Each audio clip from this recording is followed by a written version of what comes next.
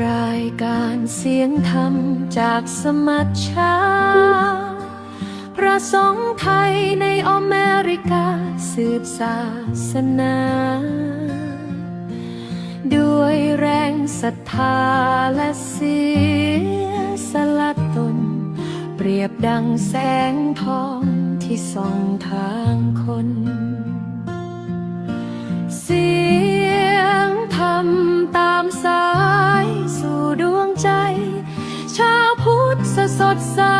คลายทุกภัยในชีวิตขอให้เจริญในคุณความดี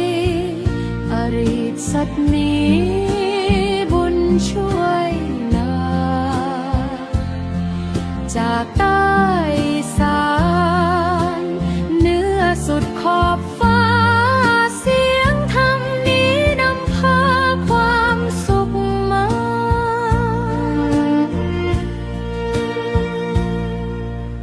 ดังลมพัดพากลิ่นหอมจากบุพภาส่งธรรมส่องแสงดังจันทภา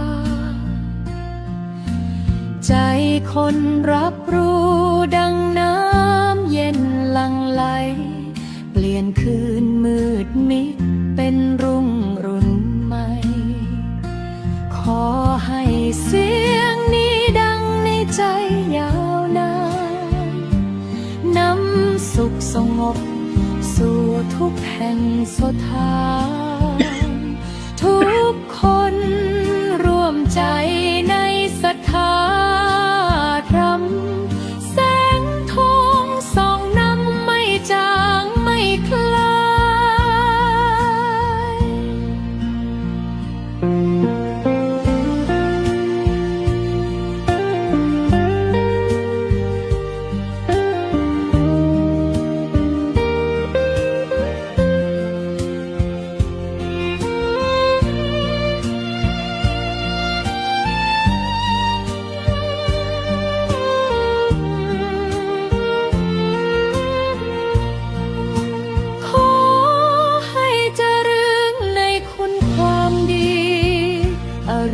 สักนี้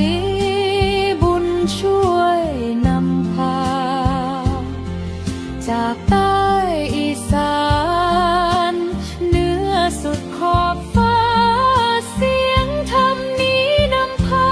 ความสุขมา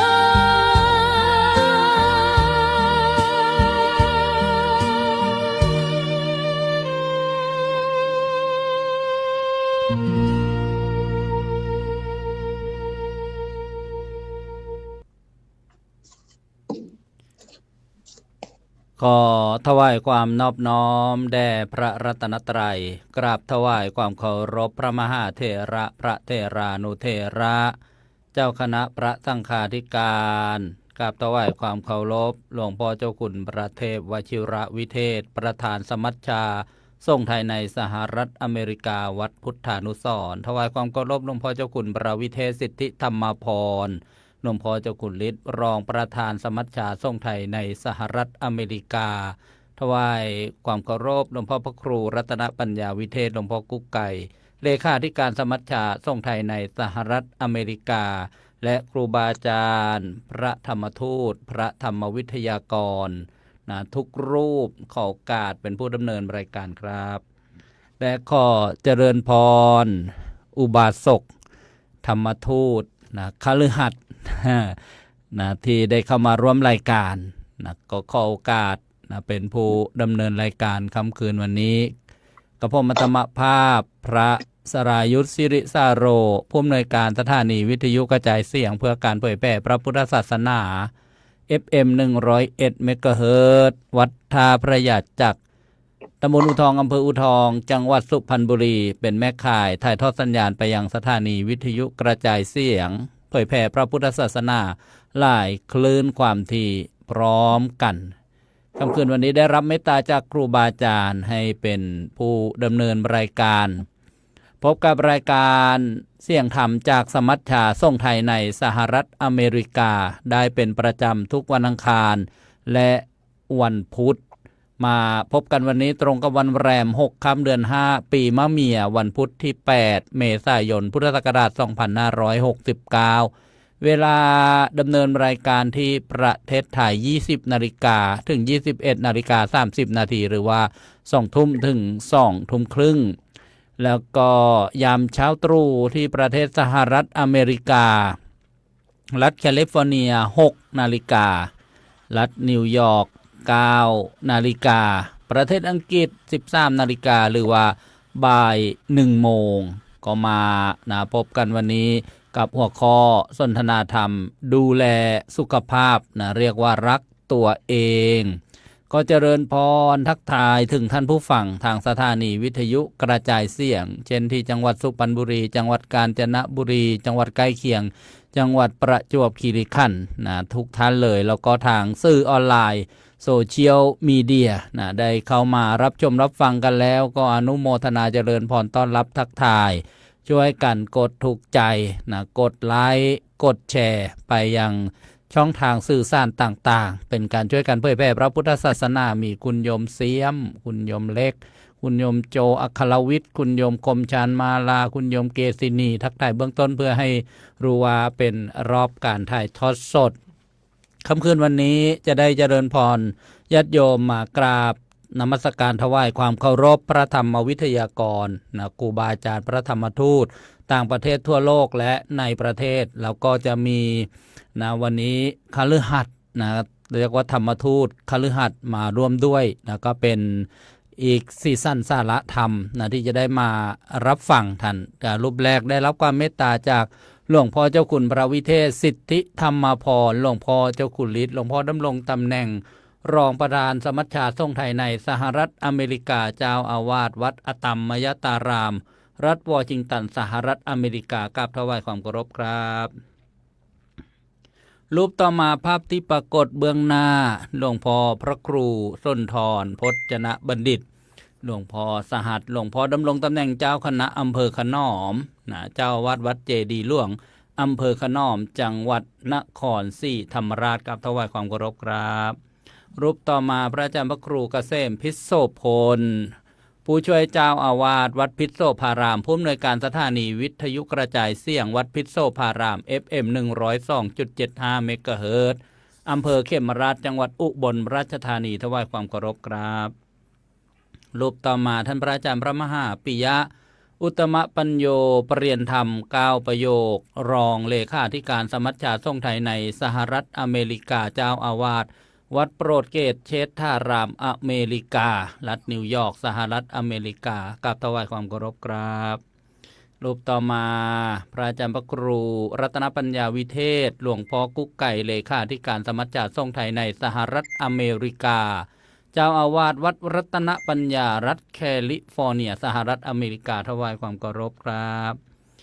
ด้านล่างข้างกับผมอาตมาภาพพระอาจารย์พระมหาวรลบอัคคธรรมโมวัดอตัมมยตารามรัฐนิวยอร์กก็สหรัฐอเมริกาถวายความเคารพครับขออภัยรัฐวอชิงตันครับเดี๋ยวจะสับสนรัฐจะย้ายวัดนะ ขออภัยครับ รูปต่อมาพระอาจารย์พระครูวินัยธรบุญยกรปิยะสีโลรองเจ้าอาวาสวัดไทยธรรมจาริกสังฆวิหารแคลิฟอร์เนียสหรัฐอเมริกาถวายความเคารพครับรูปต่อมาพระอาจารย์พระมหาอภิชาติกรัญยวสีปรริยนธรรม9ประโยควัดพุทธจักรมงคลรัตนารามเอสคอนดิโดแคลิฟอร์เนียสหรัฐอเมริกาถวายความเคารพครับและก็เจริญพรต้อนรับคุณโยมสรยาวณิชวัฒนาหรือว่าโยมกลอบจากซีแอตเทิลสหรัฐอเมริกาเป็นประธานธรรมทูตคฤหัสถ์ก็คือคฤหัสถ์นี่เป็นคำสันสกฤตแปลว่าผู้ครองเรือนถ้าเป็นบาลีก็คฤหัสถ์ก็เจริญพรต้อนรับได้มารวมสนทนาหัวข้อดูแลสุขภาพเรียกว่าดูแลตัวเองทำไมถึงให้ความสำคัญกับหัวข้อนี้ก็จะได้กราบอาราธนาข้อความเมตตาหลวงพ่อเจ้าคุณพระวิเทศสิทธิธรรมพรหลวงพ่อเจ้าคุณฤทธิ์เปิดการสนทนาค่ำคืนวันนี้ด้วยความเคารพครับถวายความเคารพพระเดชพระคุณพระเทพวชิรวิเทศประธานสมัชชาสงฆ์ไทย ในสหรัฐอเมริกาวัดพุทธานุสรณ์พระเถรานุเถระแล้วก็เพื่อนพระธรรมทูตทั่วโลกเราวิทยากรทุกรูปครับผมเจริญพรญาติโยมพุทธบริษัททั้งหลายวันนี้มันเป็นหัวข้อที่ถือว่าเป็นหัวข้อที่ใกล้ตัวที่สุดนะเป็นเรื่องที่ดีมากๆเลยที่นำเอาหัวข้อนี้มาพูดมาสนทนากันก็ที่จริงพระสงฆ์เนี่ยก็ถือว่าเป็นผู้ที่เป็นบุคคลสำคัญนะเนาะเป็นบุคคลสำคัญแล้วก็แม้กระทั่งในครั้งพุทธกาลเองนี่ก็ถือว่าพระพุทธองค์ก็ให้ความสำคัญกับเรื่องนี้เราที่มาบวชกันเนี่ยเราไม่มีญาติพี่น้องเป็นหน้าที่ในการดูแลก็เป็นหน้าที่ของพระภิกษุด้วยกันทีนี้ในส่วนของญาติโยมก็เหมือนกันเพราะว่าถ้าเราไม่ดูแลเรื่องสุขภาพเนี่ยก็ถือว่าบุคคลนั้นไม่ได้รักตัวเองการที่เราดูแลสุขภาพเนี่ยเริ่มต้นก็ถือว่าเป็นการรักตัวเองนั่นเองแล้วก็การที่เรารักตัวเองเนี่ยเราต้องทำอะไรที่มันไม่ไปทำร้ายทำลายตัวเองอะเนาะแล้วก็ผมว่าการที่เรามาดูแลตัวเองเนี่ยมันยังช่วยอะไรอีกมากมายอย่างเช่นช่วยประเทศชาตินะช่วยประเทศชาตินี่ก็คือหนึ่งการที่เรามาดูแลตัวเองเนี่ยเราไม่ต้องไปพึ่งพาหมอต้องพึ่งพาโรงพยาบาลต้องพึ่งพาเกี่ยวกับครุภัณฑ์ทั้งหลายแหล่ที่มันเป็นเรื่องของในการรักษาเนี่ยเราเบื้องต้นผมสังเกตนะตอนที่มีครั้งหนึ่งที่ได้ไปใกล้ชิดที่โรงพยาบาลนะที่อย่างที่ประเทศสหรัฐอเมริกานี่ก็ถือว่าดีนะครับอันนี้เขาคงจะมีงบประมาณดูตุ้มงบประมาณกันมากๆเราไปเนี่ยถ้าเราต้องคอยประมาณ15 นาทีเนี่ยก็ให้เราตักท้วงแหละก็ให้เราตักท้วงเพราะว่าเรามีเขานัดเวลาแน่นอนจากผมไปหาหมอเป็นเดี๋ยวนี้3 เดือนไปครั้งหนึ่งไปดูไปเรื่องของfollow up เรื่องสุขภาพนะfollow up เรื่องเนี้ยเรื่องเบาหวานผมมีเป็นโรคเบาหวานว่าเช้าวัดได้ประมาณเบาหวาน120ครับ120เนี่ยถือว่าดีอยู่ในเกณฑ์ดีมากๆในช่วงหลายเดือนที่ผ่านมาก็ถือว่าผมก็ดูแลสุขภาพผมรักตัวเองเหมือนกันเนาะแล้วก็เราสังเกตว่าโดยเฉพาะสังเกตในประเทศไทยคนส่วนมากเนี่ยเขาจะพึ่งพาหมอเนี่ย100%มันไม่ค่อยมีเวลาไม่ค่อยมาเน้นในเรื่องการดูแลตัวเองเพราะว่าพอเราพึ่งพาหมอ100%เนี่ยเราสังเกตได้โรงพยาบาลเนี่ยจะแน่นไปด้วยผู้คนแล้วก็เราต้องใช้เวลามากในการไปคอยหมอไปเข้าคิวมันใช้เวลามากๆอย่างสมัยก่อนโยมแม่ผมยังมีชีวิตอยู่เนี่ยท่านก็บอกว่าโอ้ยไม่อยากไปโรงพยาบาลว่าทำไมมันนานนะถ้าจะไปมันต้องไปรอคิวตั้งแต่เช้าต้องออกแต่เช้าไปรอคิวแล้วก็ได้จริงๆนู่นนะเย็นกว่าจะเสร็จทุกอย่างมันใช้เวลานานมากจนคนนี่ก็ค่อนข้างจะเบื่อแต่เราก็เข้าใจนะว่ามันเป็นความจำกัดในหลายๆเรื่องทีนี้การที่เราดูแลตัวเองก็ชื่อว่าเราได้รักเพื่อนด้วยนะเรารักเพื่อนมนุษย์ด้วยเราไม่ต้องไปแย่งกันแล้วก็มีอะไรเราพื้นฐานเนี่ยเราต้องมาดูแลตัวเองกันก่อนแล้วรักธรรมชาติด้วยเพราะว่าคนหนึ่งนะที่เราต้องมาใช้สอยเนี่ยมันเยอะไม่ว่ายาไม่ว่าอะไรต่างๆเนี่ยมันเยอะมากๆเพราะนั้นการที่เราลดในการใช้ยาลดตัวนี้ลงมาเนี่ยเป็นการช่วยเพื่อนมนุษย์ด้วยผมคิดว่าการที่เรามาดูแลตัวเองเนี่ย มาดูแลตัวเองมาดูแลสุขภาพเนี่ยหมายชื่อว่าดูแลตัวเอง ดูแลประเทศชาติ และดูแลเพื่อนรักษาเพื่อนมนุษย์แล้วก็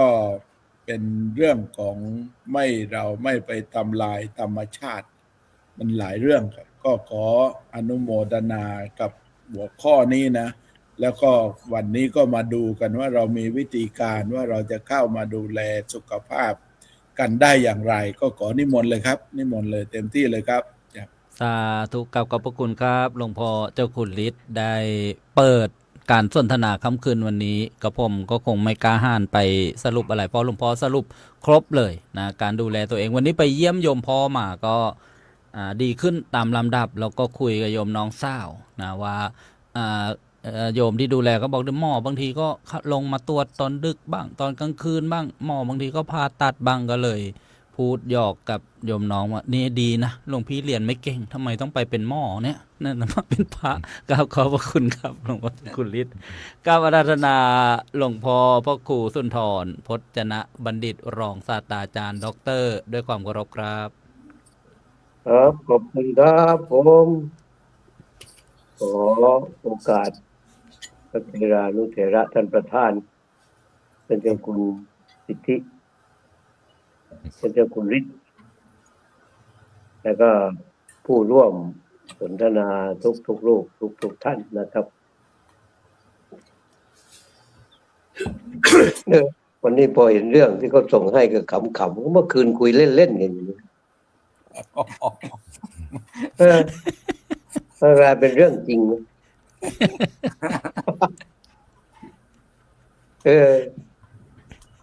คืนนี้คุยเล่นเรื่องอะไรอีกแล้วจะได้เป็นสัปดาห์หน้า ก็เป็นการเหมือนกับเป็นการย้ำการเตือนกันนะซึ่งเราก็เรียนแต่ภาษิตพุทธภาษิตอัตตาหิอัตโนนาโถตนเป็นที่พึ่งของตนอะไรอัตตนาโจทยัตตานังความจริงแล้วเรื่องวันนี้มันเกี่ยวกับเรื่องการเตือนตัวเองไม่รู้ละผมมองว่าบทสรุปมันก็คือทุกคนต้องเตือนตัวเองโดยเฉพาะคนที่เป็นโรคปัจจุบันนี้นี่โรคโดยธรรมชาติที่เรียกว่าเป็นโรคติดต่อจริงๆเนี่ยมันแทบจะไม่มีแล้วนะยกเว้นไวรัสที่เขาทำขึ้นมาก็ตั้งใจปล่อยกันโคโรนาตอนนั้นแต่ว่าสำหรับชื่อเรื่องวันนี้ว่าดูแลสุขภาพชื่อว่ารักตัวเองเราก็มามองกันว่าก็คือรักชีวิตนั่นแหละเนาะรักตัวเองก็คือรักชีวิตทีนี้ชีวิตนี่มีอยู่สองด้านก็คือกายกับใจสุขภาพก็มีสุขภาพกายสุขภาพใจสุขภาพจิตรวมเรียกว่าชีวิตรวมเรียกว่าชีวิตและปัจจุบันนี้นี่โดยเฉพาะโรคทางกายที่เรียกว่าโรคกายเนี่ยก็เป็นโรคที่หมอเรียกว่า NCD นะหมอเขาเรียกนะผมไม่ได้เรียกนะท่านธนยุทธ์แต่ผมเรียกตามหมอนะครับว่าโรค NCD ก็คือโรคไม่ติดต่อโรคที่ไม่มีเชื้อซ้ำเกิดหัวแข้งโรคที่ไม่มีเชื้อ non communicative อะไรก็ไม่รู้นะ disease ใครอยู่อเมริกาช่วยแปลให้ผมหน่อยมันเป็นโรคที่ไม่ติดต่อก็หมายถึงว่าเป็นโรคที่เกิดจากตัวเองทีนี้การที่เกิดจากตัวเองก็มาจากไหนก็มาจากสิ่งที่เราเอาเข้าไปสู่ร่างกายเนี่ยและมีคำสอนพระพุทธเจ้าบทหนึ่งที่ว่าโภชเนมัตตัญญุตาเนี่ยป้องกันโรคนี้ได้นะการดูแลสุขภาพนี่ก็คือจริงๆแล้วแนวทางพระพุทธเจ้าดีนะพอฉันข้าวเสร็จให้เดินก่อนอย่านั่งอย่านอนทันทีอย่านั่งสมาธิทันทีจะต้องเดินแล้วก่อนสักพักหนึ่ง เพราะการเดินนี่ทำให้น้ำตาลเนี่ยมันไม่เข้าสู่กระแสเลือด มันจะไปสู่ มันจะได้ใช้งานในขณะนั้นเลยมันไม่ใครท่านอย่างท่านเจ้าคุณอย่างผมเนี่ย ฉันเสร็จต้องเดินนะแต่ท่านเจ้าคุณเดินก่อนฉันนั่นฉันเสร็จต้องเดินสักพัก เพื่อให้น้ำตาลมันไม่นอนแต่มันไม่เข้าสู่กระแสเลือด เวลาเราไปเจาะเลือดมันก็น้ำตาลก็จะไม่ขึ้นความจริงน้ำตาลในกระแสเลือดเนี่ยไม่น่าห่วงเท่าไรหรอกมันขึ้นไปตามนั้นแต่ว่าน้ำตาลที่เขาห่วงกันก็คือน้ำตาลสะสม น้ำตาลสะสมนี่เป็นสิ่งที่น่าห่วง ABN1 AB อะไร 1C ก็ไม่รู้เลย ABS1C อะไรนั่นนะเป็นน้ำตาลสะสม แต่ทั้งหมดเนี่ยครับที่พูดมาก็หมายถึงว่าถ้าเราจะดูแลสุขภาพเนี่ยเราต้องเริ่มต้นจากการควบคุมการกินครับเริ่มต้นจากการควบคุมการกินโดยเฉพาะโรคปัจจุบันนะอันนี้สุขภาพกายนะครับสุขภาพกายสุขภาพจิตค่อยว่ากันต้องเริ่มจากการควบคุมการกินเพราะอาหารปัจจุบันนี่มันเป็นอาหารที่นำเชื้อโรคมาสู่ร่างกายนะเพราะมันมาจากสารเคมีมันมาจากทุกสิ่งทุกอย่างมันไม่ใช่เป็นธรรมชาติหมดแล้วมันเป็นเรื่องที่พูดง่ายๆว่าเพราะว่าถ้าเราไม่กินก็อยู่ไม่ได้นะอาหารก็ต้องกินแต่จะกินยังไงที่จะให้เป็นการกินเพื่ออยู่ไม่ใช่กินเพื่อให้เกิดโรคเพราะฉะนั้นก็ต้องใช้หลักพระพุทธเจ้าโภชเนมัตตัญญุตากินพอดีตามวัยตามอายุตามงานตามภาระงานตามกำลังกายที่เราจะต้องใช้งานหมายถึงว่ากินไปแล้วเนี่ยไอ้พลังงานแคลอรี่จากอาหารเนี่ยมันได้ใช้มากน้อยแค่ไหนอย่างไรอันนี้คือสิ่งที่น่าห่วงน่าต้องเตือนตัวเองตลอดเวลาวันนี้จึงมีภาษิตบาลีอยู่2ตัวที่ว่า1อัตตนาโจทยตานังต้องเตือนตนด้วยตนเองแล้วก็2ก็คือโภชเนมัตตัญญุตาต้องกินแต่พอดีรู้จักประมาณในการบริโภคคือหมายถึงว่าแม้มันจะมากก็ไม่ต้องบริโภคมากแม้มันจะอร่อยก็อย่ากินตามความอร่อยต้องรู้จักควบคุมตัวเองระมัดระวังอย่าให้ความอร่อยอย่าให้ความชอบมันทำให้เกิดโรคกับร่างกายการดูแลสุขภาพทางกายนะครับดูแลสุขภาพกายก็คือดูแลใจควบคุมใจควบคุมอาหารเตือนตัวเองแล้วก็พวกน้ำดื่มทั้งหลายที่มีเป็นของหวานเป็นของน้ำตาลอะไรต่างๆพยายามลดให้มากที่สุดกินแต่น้ำเปล่าให้เยอะๆเข้าไว้อันนี้คือที่ผมใช้มานะครับที่ผมปฏิบัติมาจากน้ำตาล331น้ำตาลสะสม13ก็ใช้หลักนี้ตอนนี้เหลือน้ำตาลในเลือดน้ำตาลที่เจาะได้จากนั้นก็109แล้วก็น้ำตาลสะสมเหลือ 6.1 ก็จากการได้ว่างดลดไม่ใช่งดนะลดผลไม้ก็ฉันของหวานเด็ดขนมนี่ไม่ฉันอยู่แล้วตั้งแต่ไหนแต่ไรมาขนมผมไม่ฉันตั้งแต่ยังไม่เป็นเบาหวานนะขนมไม่ได้ฉันอันนี้คือการควบคุมตัวเองด้วยการว่ารู้จักประมาณในการบริโภคแล้วก็หลังจากฉันข้าวเสร็จหาเวลาในการที่จะได้เดินสัก10 นาที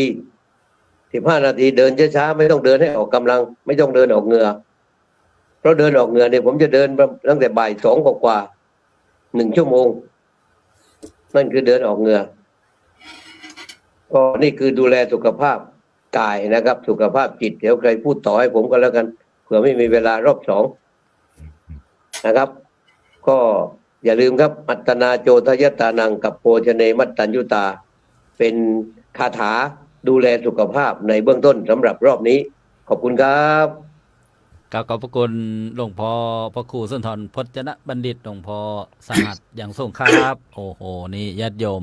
พูด ได้ ดี เนื้อหาได้สาระนะครับ พูดดี ได้เนื้อหา พูดดีมาก ครับ สาธุครับ หลวงพ่อโกไก่สันเสริญบอกว่าพูดดีมากครับ อาจารย์คนเล็ก ครับ ขนาดไม่กินของหวานยังเป็นเบาหวานแล้วนะแล้ว ใช่ใช่ใช่ใช่ใช่ เอาอะไรมาวัดค่าเบาหวานกันตอนเนี้ย โอ้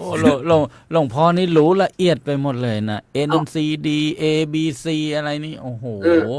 รู้จักหมดเลย SBA1C SBA1C มันเป็นน้ำตาลสะสมครับ น่ามีน้ำตาลสะสมค่าน้ำตาลเฉลี่ยน้ำตาลในเลือดอะไรผมยังไม่ทราบขนาดนั้นเลยนะครับ อ๋อผมเคยไปตรวจสุขภาพแล้วผมเอามานั่งอ่านเป็นเดือนนะครับ โอ้นี่เรื่อง ค่าไตเขาเรียก EGFR ค่าไตเนี่ย น่า ต้อง ค่า บอก ไตนี่คือ EGFR ของหมอเขาว่างั้น ต้องบอกก่อนนะว่า โอ้นี่ถือว่าดูแลจริง ถือว่าดูแลจริง ครับ ครับครับ อาจารย์พระครูสุนท คือ รเนี่ย ไอ้ใบต่างๆที่ผมรับมาจากโรงพยาบาลเนี่ยผมมานั่งอ่านหมดอะ เออ ผมมานั่งดูมานั่งทำความเข้าใจเพราะไม่ได้ไปนากับเขานี่ อ๋อ สุดยอดครับโอ้โห ครับ แล้วท่าน ไป เดี๋ยวขอพูดนิดหนึ่งเพราะว่าท่านอาจารย์สหัสเนี่ย ท่านไปอยู่โรงพยาบาลเป็นปีนะครับจนหมอกับพยาบาลรู้ทั้งโรงพยาบาลนะไม่ธรรมดา อ๋อ นี่ไม่ใช่พูดเล่นนะเนี่ยตอนที่ท่านเป็นโรคไวรัสตอนนั้น อ๋ออันนั้นตอนนั้นยังไม่ได้ศึกษาอะไรมากมายครับ ตอนนั้นน่ะ ตอนไปอยู่ตอนนั้นอ่ะผมตอนนั้นไปรู้แค่คำว่า ไอ้ blood pressure blood pressure ค วั วา ด มดัน BP ก็เรียก BP ครับ ไปวัด BP ไอ้เรา BP ตอนนั้นมันมี British Petroleum มีปั๊มน้ำมันนะ เขาจะไปวัดทำไม ผมก็ถามพยาบาลว่าไปทำไมที่ไอ้ปั๊มอ่ะบอกว่าไปมันคุยกันเองอะพวกคุยกันเองว่าไปวัด BP วัดนั้นไอ้ที่เตียงนั้นอย่างเตียงนี้อย่างผมว่าเอาแล้วไปทำไมที่ปั๊มมาวัดวัดอะไรบอกไม่ใช่หรอกพี่ว่า BP มาจากคำว่า blood pressure ว่างั้นคือความดันไอ้อะไรนะไอ้ความดันนั่นนะครับ ครับผมพอก่อนครับเพราะว่าถ้างั้นยาวครับนิมนต์ วันนี้ผมพูดคนเดียวก็ได้นะจริงอะ สับเทคนิคเริ่มมาแล้วสับเทคนิคทางการแพทย์เริ่มมาแล้วนะครับกราบขอบพระคุณครับกราบอาราธนาพระอาจารย์พระครูเกษมพิศโสผลกระผม ขอความนอบน้อมในพระรัตนตรัยขอถวายความเคารพพระเถรานุเถระครูบาอาจารย์ทุกรูปเจริญพรโยมวิทยากรที่ร่วมรายการขอความสุขความเจริญในธรรมจงมีแก่ญาติโยมสาธุชนคนใจบุญทุกท่านที่สนใจเสียงธรรมจากสมัชชาสงฆ์ไทยในสหรัฐอเมริกาเมื่อนี้มาด้วยความห่วงความใยกันเองว่าเหตุจังใดเรื่องสุขภาพส่วนมากที่ได้ยินกันมานะตามสำนวนไทยโวหารหรือว่าตามบ้านนอกคอกหน้าชนบทหลวงพ่อนิมนต์ดูแลสุขภาพหน่อยนะ พระอาจารย์นิมนต์ดูแลสุขภาพหน่อยนะ ผมมีลูกศิษย์เป็นนักศึกษาพยาบาลผมก็เลยย้อนสอนว่าลูกดูแลรักษาสุขภาพนี่มันมีวิธียังไงบ้างตรงไหนขีดเส้นใต้2 เส้นตรงไหนขีดเส้นใต้เส้นเดียว ผมก็เลยว่าสันนะอ้าวหนูคือสิตอบได้เขาวะ เอาอันนี้ก็สำหรับพระเฮากะปาติสังขโยนิโสปินดาปาตังปฏิเสวามิเป็นอาทิกระผมเองนี่ครับครูบาอาจารย์ก็เป็นเบาหวานมา20 ปีครับ ว่าที่เขาบอกว่าหวานด้วยสิ เบาหวาน ได้ แล้วก็ ประธานรอบประธานเมนปุ๊บวันนี้ เอาเบาหวานไปไว้ข้างบนทั้งหมดนะเบาหวานอ่ะ คุ้มอาหารยามมื้อเช้านี่ต้องเป็นข้าวต้มครับ10 ปีครับ ผมทำใจอยู่10 ปีครับ โอ้ทำใจลำบากมาก ก็เลยนั่นโน่นนี่ลองผิดลองถูกจอบซ่อมอาการเจ้าของนี่แหละครับ เรื่องสำคัญบางครั้งบางเวลาซื้ออุปกรณ์มาเจาะเลือดซื้ออุปกรณ์วัดความดันเจาะเลือดวัดความดันเอาไปมาสิเป็นประสาทย้อนนั้นเฝ้าระวังเอาไปมานี่เฮาสิเป็นโรคประสาทได้นี่ว่ามันสิบ่เป็นแต่เบาหวานนี่ว่าไอ้เครื่องวัดความดันกับเครื่องเจาะเลือดโยนทิ่มครับบัดบ่สนใจมันละว่ะ มันสิเป็นโรคประสาทผมนี่ก็ดื้อพอสมควรเลยครับแต่ว่าเรื่องคุมอาหารนี่ต้องใส่ใจคือหลวงพ่อเพิ่นว่าเมื่อกี้นี่ผมเสือเบิดครับแต่ว่าผมไปตรวจโรคนี่ในโรงพยาบาลประเทศไทยนี่ผมบ่เคยได้เอกสารคือหลวงพ่อว่าครับผมเลยบ่ได้อ่านจักเทื่อว่าไขมันดีเท่าไหร่ไขมันเลวเท่าไหร่ไอ้น้ำตาลสะสมในร่างกายเท่าไหร่ผมบ่เคยได้เอกสารที่ปริ้นออกมาจากเครื่องปรินเตอร์ของหมอในโรงพยาบาลมีแต่ว่าน้ำตาลสูงเลยนะท่านคุมอาหารหน่อยนะหมอสั่งยาเพิ่มนะมีแค่นี้ครับแล้วก็กลับวัดมาล่าสุดครับผมเป็นคนผิดครับหมอนัดผมติดศาสนกิจไสบ่ฮู้ผมเป็นครั้งแรกที่ผิดนัดหมอผมบ่ไปเขานัดทุก3เดือนแล้วผมบ่ได้ไปบาดนี้ผ่านมา3เดือนผมไปหมอบ่พอใจครับบ่แนมหน้าผมเลยว่าผมตาเลบ่เลนั่งแม่บ่แม่บ่แนมหน้าผมเลยหมอน่ะเอาประเด็นว่าผมผิดนัดมาเว้าเรื่องเดียวครับมื้อนั้นผมแจ้งความประสงค์ว่าจะขอตรวจไขมัน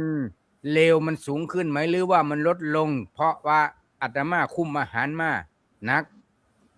ไขมันเลวเนี่ยมันทรงตัวไหมหรือว่ามันลดลงหรือว่ามันอยู่ในระดับปกติไขมันดีนี่มันเพิ่มขึ้นไหมหรือว่ามันยังแย่น้ำตาลสะสมนี่มันเท่าไหร่มันคงที่หรือว่ามันลดหรือมันเพิ่มนี่คือความประสงค์ผมที่ไปเจาะเลือดอยากตรวจโรคหมออ้างเหตุผลนะหมอไม่ได้สั่งคล้ายๆว่าผมนี่อวดลูกอวดฉลาดนะหมอเลยเอตโลเลยครับโรงพยาบาล50 พรรษาจังหวัดอุบลราชธานีครับแล้วหมอก็ต่อว่ามาทำไมไกลอยู่อำเภอเขมราชมาอุบลมาทำไมไกลโรงพยาบาลเขมราชก็มีทำไมไม่ไปมันใกล้ๆในใจผมนี่อยากบอกหมอว่าภาคอีสานโรงพยาบาล50 พรรษาโรงพยาบาลสงฆ์เนี่ยมันมีที่เดียวบื้ออยากว่าจังสันนะครับแต่ผมบ่ได้ว่าใจเย็นๆยังค่อยบอกกันจ้าแล้วก็ตั้งแต่นี้ต่อไปไม่ต้องมานะไม่ต้องมารับยาที่นี่ไปรับโรงพยาบาล50 พรรษาไปรับยาที่โรงพยาบาลเขมราชว่าซั่นผมก็บ่โตหมอจักคำเลยเพราะว่าเบิ่งหนาแล้วนี่หมอเพิ่งเรียนจบมาใหม่สงสัยสิเป็นเคสแรกที่ได้มาตรวจคนไข้เด็กน้อยที่จบมามันหมานนะครับจังว่าเฮานี่ก็ผิดรุนแรงเติบตัวเนี่ยบ่ถูกหมอให้ก็สิบ่ฮู้จักนะว่าผิดนัดเทื่อเดียวนี่มันรุนแรงขนาดใดนะ อันนี้ก็สมควรที่จะระวังแต่ว่าส่วนมากบัดญาติโยมเฮาเรื่องผิดนั่นนี่ผมเห็นหลายคนครับพวกเรื่องสุขภาพผิดนั่นแหละก็บ่ไปแล้วไปคิดได้ยามใดก็ยังไปแต่ก็บ่เห็นผู้ใดเว้าสนทนากันเอาถึงหมอหายคือยังผมนี่บ่มีแสดงว่าผมนี่ดวงสวยเติบ ก็หวังดีครับหมอหวังดี เอามาบ้านนี้เรื่องสุขภาพอีกอย่างหนึ่งฝากญาติโยมว่าช่วงระยะนี้เอลนีโญเป็นผลกระทบเรียกว่าตอนนี้บ่แม่นโลกร้อนเด้ไม่ใช่โรคร้อนเป็นภาวะโลกเดือดเป็นภาวะโลกเดือดอำเภอเขมราชหรือว่าจังหวัดอุบลราชธานีนี่ได้ยินหนาหูมากครับสโตรกหรือฮิตสโตรก สวอยไปอำเภอละคน2 คน อันนี้ก็น่าเป็นห่วงนะ ดังนั้นพ่อแม่พี่น้องศรัทธาญาติโยมผู้ที่ฟังวิทยุอยู่เด้อโดยเฉพาะอย่างยิ่งผู้ที่ฟังวิทยุในเครือข่ายพระอาจารย์สรายุทธนี่ฝากพ่อใหญ่แม่ใหญ่เวลามันฮ้อนมากก็คักๆฮ้อนมาจัดๆอย่าสิไปรีบด่วนดื่มน้ำเย็นจัดๆแบบท่านที่ท่านใดอันนี้บ่แม่นหมอใหญ่จากประสบการณ์เพราะว่าไอ้เรื่องความรู้นี่เฮาบ่เรียนจบแพทย์เฮาก็พอรู้ได้อยู่เพราะว่าเฮาอ่านออกเขียนเป็นเฮาต้องยกนิ้วให้ครูสอนป .1 นี่เฮาอ่านออกเขียนได้เรื่องสุขภาพถ้าเฮาสนใจนะบ่จำเป็นต้องเรียนจบแพทย์ถ้าพูดถึงสิดูแลสุขภาพเฮาก็พอสิอ่านออกเขียนได้อยู่หมอตัวเฮาบ่ได้ก็แล้วกันนะอันโดยเฉพาะพื้นฐานนี่บ่จำเป็นต้องไปพบหมอก็ได้ขนาดไปนะเขายังไล่หนีนะ ให้โยมเฮาซอยดูแลสุขภาพเจ้าของก็คือว่า นี่ล่ะส่วนมากบ่ขล่ำเด้ภาษาอีสานขล่ำนะครับทุกอย่างที่ชอบกินให้หมดนี่คนไข้ส่วนมากจะเป็นจังซี่เด้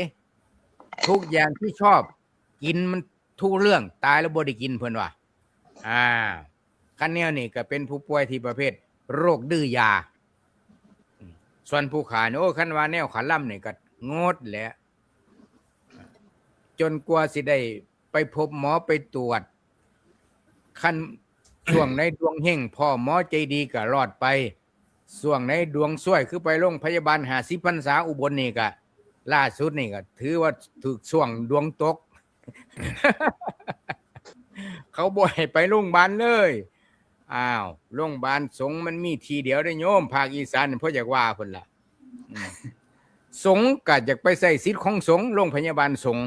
ผมคิดจังซั่นนะครับอันนี้อาจสิเป็นความคิดแบบโง่ๆก็ได้เพราะว่าเฮาบ่ได้เรียนแพทย์ก็เลยเอามาเป็นอุทาหรณ์ให้ญาติโยมว่าเรื่องศีลเรื่องธรรมเรื่องจรรยาบรรณของคนนี่ก็สำคัญสิเป็นพระได้ก็เพราะมีศีลสิเป็นแพทย์ได้ก็มีจรรยาบรรณ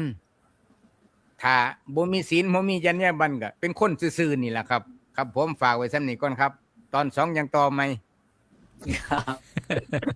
ขอบพระคุณครับพระอาจารย์พระครูเกษมพิโสพลอันนี้นอกจากรักษาสุขภาพดูแลสุขภาพเรียกว่ารักตัวเองแล้วก็ยังมีความในใจมาเล่าสู่ฟังอีกนะการไปโรงพยาบาลต่างๆก็ขอบพระคุณครับมาฟังพระอาจารย์พระมหาปิยะอุตตมปัญโยปริยนธรรม9ประโยคกับปรารถนาครับ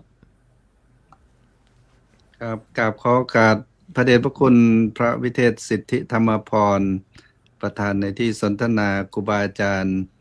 เพื่อนพระธรรมทูตที่เคารพทุกรูปนะครับแล้วก็เจริญพรคุณโยมก๊อฟประธานธรรมทูตคฤหัสถ์ที่เข้ามาร่วมสนทนาธรรมในวันนี้ญาติโยมทุกท่านก็อยากจะถามครูบาอาจารย์ที่อยู่ในที่สนทนาว่าทั้ง9 รูปแล้วก็1 ท่านใครสุขภาพแข็งแรงบ้าง ในนี้ก็อาจจะเป็นไปตามการเวลาเนาะเหมือนกับรถที่เราใช้งานมานานเรียกว่าต้องหมั่นดูแลรักษาซึ่งเวลาพระพุทธเจ้าหรือว่าพระท่านเจอกันในสมัยพุทธกาลนี่เขาจะถามมันว่ากัจจิคัมมณียังกัจจิยาปณียังพระอาจารย์อภิชาติก็คงจะทราบเนาะยังพอทนได้ไหมยังพอไปไหวไหมอะไร ก็เป็นการถามเรื่องสุขภาพซึ่งก็ถือว่าเป็นเรื่องสำคัญเนี่ยที่ครูบาอาจารย์ท่านบอกท่านบอกว่าสุภาษิตที่พระเจ้าท่านตรัสเตือนไว้หลายๆเรื่องนี่ก็เป็นการตรัสเตือนเกี่ยวกับเรื่องการรักษากายกับใจของเรามีพอเห็นหัวข้อก็นึกถึงพระบาลีบทหนึ่งท่านบอกว่าอัตตานันเจปิยังชัญญารักเขยยะนังสุรักขิตังเขาบอกว่าถ้าเรารู้ว่าตนเองเป็นที่รักก็ต้องรักษาตนให้ดี นะการรักษาตนให้ดีเนี่ยนะก็มีการขยายท่านบอกว่าต้องพยายามทำดีอย่าทำชั่วนะการทำดีเนี่ยมันก็ทำได้หลายแบบ แต่ว่าวันนี้อยากจะมองในมุมมองของนักวิทยาศาสตร์ครับเกี่ยวกับเรื่องการรักษาสุขภาพ การรักตัวเอง ท่านบอกว่าพ่อแม่หรือว่าครูบาอาจารย์อย่าง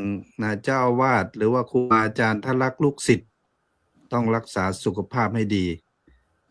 ญาติโยมถ้ารักลูกหลานต้องรักษาสุขภาพให้ดีทำไมเขาถึงพูดอย่างนั้น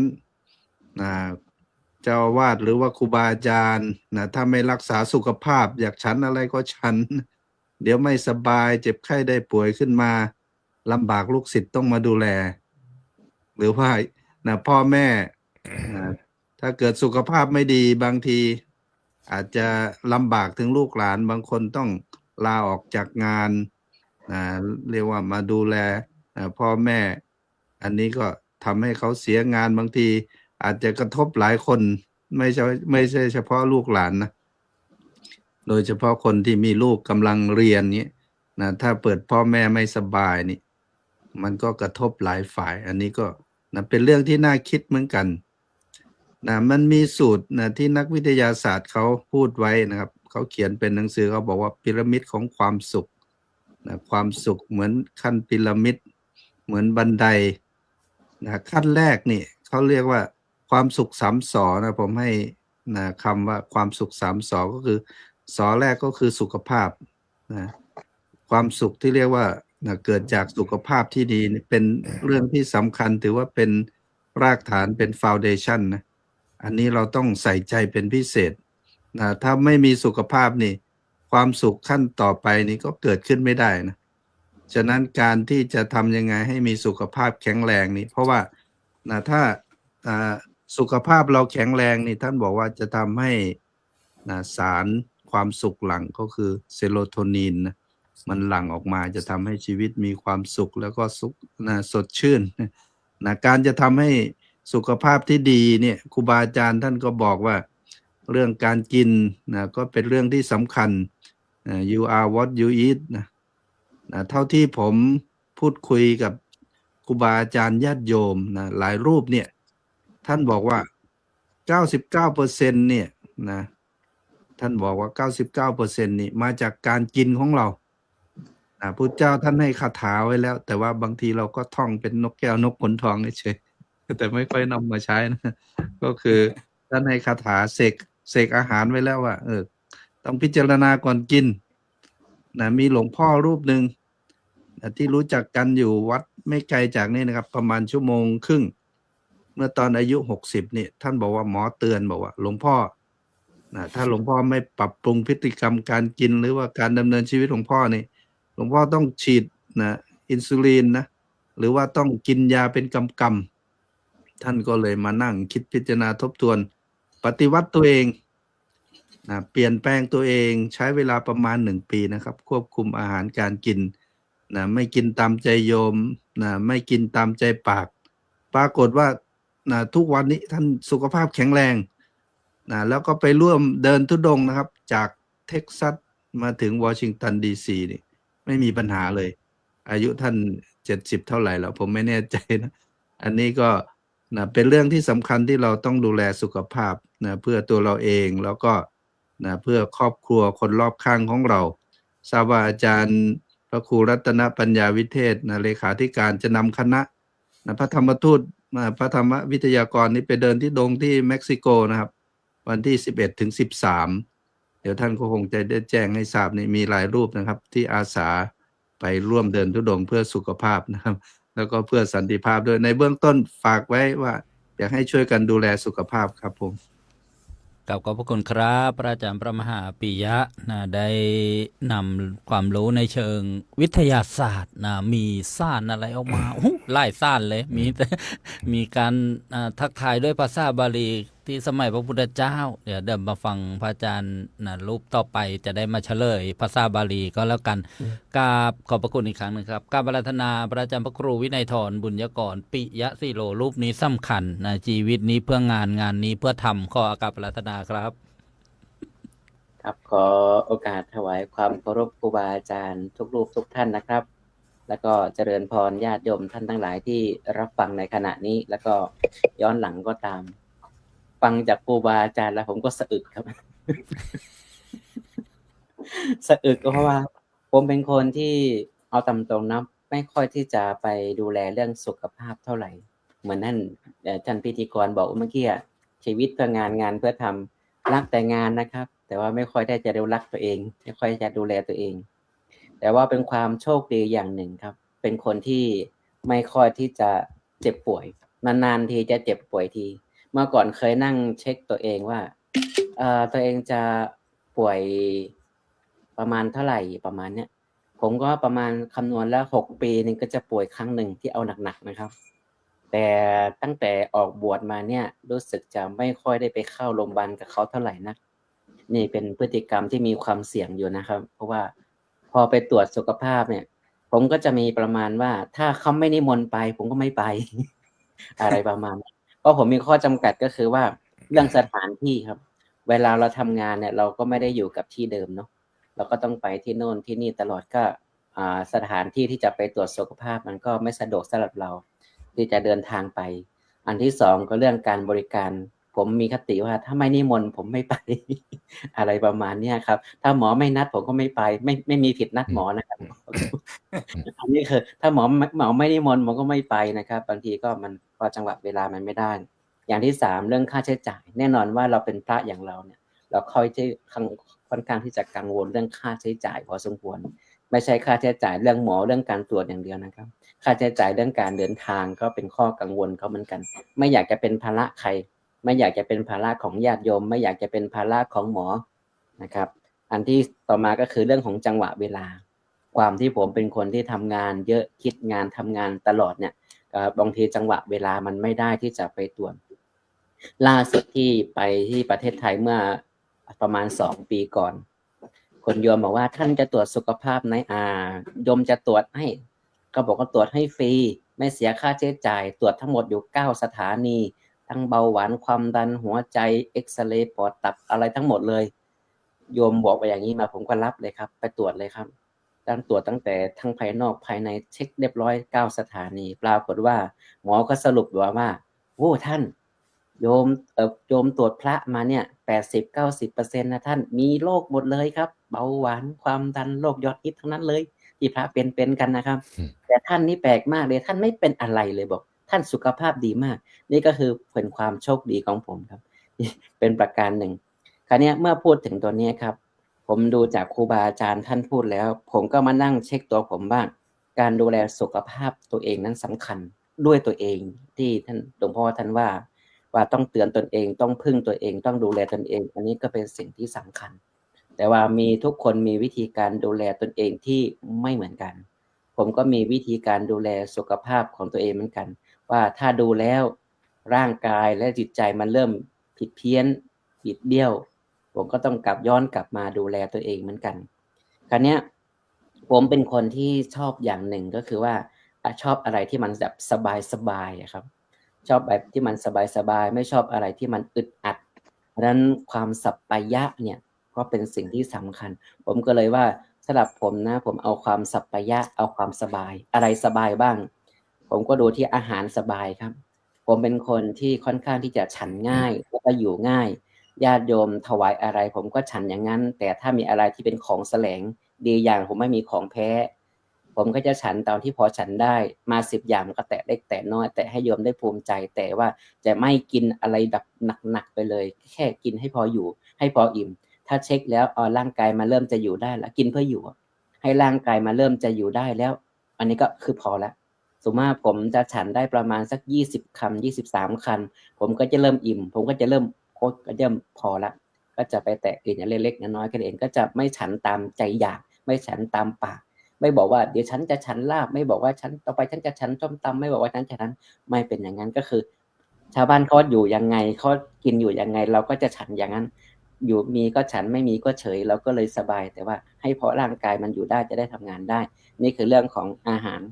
ครับผมก็เลยแบบอยู่แบบสบายๆแต่ว่าชอบอาหารแบบธรรมชาติ เป็นผักไม้ไส้เครือนี่ก็พออยู่ได้อาหารพื้นบ้าน พอเรากลับไปบ้านปั๊บโยมพ่อโยมแม่ก็จะนึ่งผักลวกน้ำพริกให้อย่างเงี้ยครับก็จะฉันประมาณนั้นตามธรรมชาติอาหารที่มีอยู่ตามธรรมชาติตามฤดูกาลในเรื่องของอาหารเนาะต่อมาเรื่องอาวาสที่อยู่ ผมกับชอบเรื่องที่อยู่อาศัยภูมิประเทศที่ไม่ร้อนไม่หนาวจนเกินไปและที่สำคัญต้องสะอาดไม่สกปรกครับการจัดวางสิ่งของก็ควรจะต้องแบบไม่เป็นเรื่องที่ทำให้เกิดอันตรายหรือเกิดโรคภัยไข้เจ็บตามมา ถ้าเห็นว่ามันเริ่มเสี่ยงมันเริ่มที่จะรกเกินไปมันเริ่มที่จะมีสัตว์ที่จะเป็นพาหะนำโรคมากเกินไปก็ต้องเริ่มจัดการแล้วครับเริ่มจัดการเริ่มเคลียร์แล้วอันนี้คือเรื่องอาวาสที่อยู่อาศัยนะครับไม่ร้อนไม่หนาวไม่เย็นจนเกินไปก็ให้พออยู่ได้แล้วก็ชอบอยู่แบบที่มันลมมันโกรกที่เป็นอากาศมันไม่อับครับที่มันโฟลว์ที่มันไม่อับอันนี้ก็จะเป็นส่วนหนึ่งในการดูแลสุขภาพตัวที่3ก็คือเรื่องของบุคคลผมก็พยายามที่จะไม่เข้าใกล้บุคคลที่เป็นพิษครับ คนที่มีความคิดลบๆผมที่มีแบบส่อเสียดนินทาสังคมที่มีคิดร้ายทำลายกันหรือว่าอะไรสภาพสังคมที่ทำให้ความหงุดหงิดเกลียดเครียดแค้นขึ้นมาและทำให้สุขภาพจิตใจบั่นทอนกำลังใจนี่ผมก็พยายามที่จะห่างจากสังคมจากสิ่งแวดล้อมแบบนี้ผมจึงไม่ชอบการวิจารณ์หรือการแข่งแย่งแข่งขันเลยใช้ชีวิตแบบเรียบง่ายแบบนี้แหละครับในการอยู่กับบุคคลแต่ว่าท่านทั้งหลายจะปรับยังไงอันนี้ก็ผมอาจจะผิดก็ได้นะครับส่วนที่4ได้ธรรมะนี่เรื่องสำคัญครับแม้ว่าเราจะมีกิจวัตรอย่างไรมีงานเยอะอย่างไรแต่ก็ยังต้องปฏิบัติธรรมผมก็ต้องปลีกเวลาในการไปนั่งสมาธิเวลาไปสวดมนต์เวลาไปอยู่กับธรรมชาติวันก่อนเนี่ยญาติโยมใจดีมากเลยพระอาจารย์นิมนต์มาฉันหน่อยพอฉันที่ร้านเสร็จก็โยมพาอาตมาไปเดินเขาหน่อยก็ไปเดินเขาไปดูโขดหินไปดูต้นไม้ไปดูลำห้วยอยู่กับธรรมชาติผมเลยชอบฝรั่งที่นี่นะฝรั่งที่นี่ก็ชอบเดินออกกำลังกายเดินไฮกิ้งนี่ก็เป็นเรื่องดีนะครับไปอยู่กับในปฏิบัติธรรมอยู่กับธรรมชาติที่เหมาะสมแล้วก็ดื่มน้ำนี่ก็แล้วสำคัญการพิจารณาปัจจัย4อาหารเครื่องนุ่งห่มที่อยู่อาศัยยารักษาโรคก็สำคัญมานั่งดูผ้าห่มเริ่มเหม็นแล้วก็เอาไปตากไปซักซะหน่อยอะไรประมาณนี้ครับห้องมันเริ่มรกแล้วปีนึงกันรื้อห้องซะหน่อยนึงเพราะว่าไม่งั้นเดี๋ยวสังฆทานเดี๋ยวผ้าเดี๋ยวยาเดี๋ยวอะไรหมดอายุอยู่ในห้องเต็มไปหมดแล้วไม่ได้เคลียร์ก็ทั้งมานั่งเคลียร์ห้องเคลียร์ที่พักเคลียร์บ้านของตัวเองบ้างบางทีสิ่งที่เราเก็บสังสมไว้ในชีวิตประจำวันนั่นนะครับมันจะก่อให้เกิดโรคเกิดภัยเกิดอันตรายต่อเราได้ก็จะมีผลต่อสุขภาพอย่างเรานั้นก็คือจึงแน่นอนว่าการที่ดูแลสุขภาพเท่ากับการรักตัวเองก็สำคัญคำหนึ่งครับเมื่อกี้พระอาจารย์ท่านพูดถึงผมได้ยินโยมพ่อผมพูดถึงพ่อผมพูดกับโยมที่อยู่ข้างบ้านที่เป็นเพื่อนบ้านกันว่าตัวเป็นแม่เป็นป้อตัวต้องดูแลสุขภาพตัวให้ดีนะฮู้ก่ออย่าให้เจ็บให้ป่วยถ้าตัวเจ็บตัวป่วยพ่อป่วยแม่ป่วยตัวคิดถึงลูกลูกตัวจะตุกจะได้ลูกตัวต้องทำงานลูกตัวต้องเรียนหนังสือลูกตัวต้องดูแลครอบครัวของเปิ้ลแต่ถ้าตัวเจ็บตัวป่วยเนี่ยตัวป่วยขึ้นมาเนี่ยลูกตัวต้องมาดูแลตัวลูกของตัวต้องหาเงินมาช่วยจ่ายค่ารักษาหมอให้ตัวลูกตัวทำงานบ่ได้ก็ต้องมาดูแลตัวลูกตัวจะต้องตุกทำงานบ่ได้อาจารย์ว่าจริงไหม จริงนะผมว่ามันเห็นไหมประมาณว่าเป็นพ่อเป็นแม่ต้องดูแลสุขภาพตัวเองให้ดีอย่าให้เจ็บให้ไข้อย่าให้แข็งแรงลูกของหลานของเราจะได้ไม่ต้องกังวลมาดูแลเรามาห่วงเราอย่างนี้ครับก็บางส่วนขออนุญาตฝากไว้เท่านี้ก่อนครับอาจจะเป็นประสบการณ์กันเล็กน้อยครับ สาธุขอบคุณเห็นถ้วยเลยเห็นถ้วย เห็นถ้วยเลยนะ เห็นถ้วยทองกันละกันได้เรียกว่ายอดเยี่ยมครับโอ้โหได้ฟังพระอาจารย์พระครูวินัยธรบุญยกรนะได้กล่าวเรื่องความสบายหรือว่าสัปปายะนะที่เรียกว่าเป็นองค์รวมนะดูแลองค์รวมท่านบอกท่านโชคดีเกิดมาไม่ค่อยมีโรคภัยไข้เจ็บนึกถึงท่านอยู่ทางภาคเหนือนะนึกถึง ทหารกุรคาที่เนปาลนะว่าทำไมอึดนะ เรียกว่ามีบุญมีวาสนามีบารมีนะก็เป็นองค์รวมกันละกันก็กราบขอบพระคุณในรอบแรกครับ มาฟังพระอาจารย์พระมหาวันลบนะอัคคธรรมโมกราบอาราธนาครับ ครับผมกล่าวขอโอกาสครูบาอาจารย์ทุกๆรูปด้วยความเคารพนะครับแล้วก็ขอเจริญพรญาติโยมสาธุชนทุกท่านยินดีต้อนรับวันนี้ประธานธรรมทูตคฤหัสถ์มานั่งร่วมกิจกรรมด้วยก็ถามอาจารย์กุ๊กไก่อยู่ว่าวันไหนประธานธรรมทูตคฤหัสถ์เราจะเข้ามาร่วมกิจกรรม ก็ขออนุโมทนาญาติโยมที่ได้เข้ามารับฟังรายการฟังครูบาอาจารย์ทุกรูปที่กล่าวมาตั้งแต่อาจารย์เจ้าคุณรวมไปถึงทุกรูปนะครับที่กล่าวมาก็ทำให้ผมนึกถึงหลักปฏิบัติมีพระที่วัดนะรูปหนึ่งท่านพูดอยู่เป็นประจำถึงหลักของการดูแลสุขภาพแบบง่ายๆเบื้องต้นก่อนท่านบอกว่า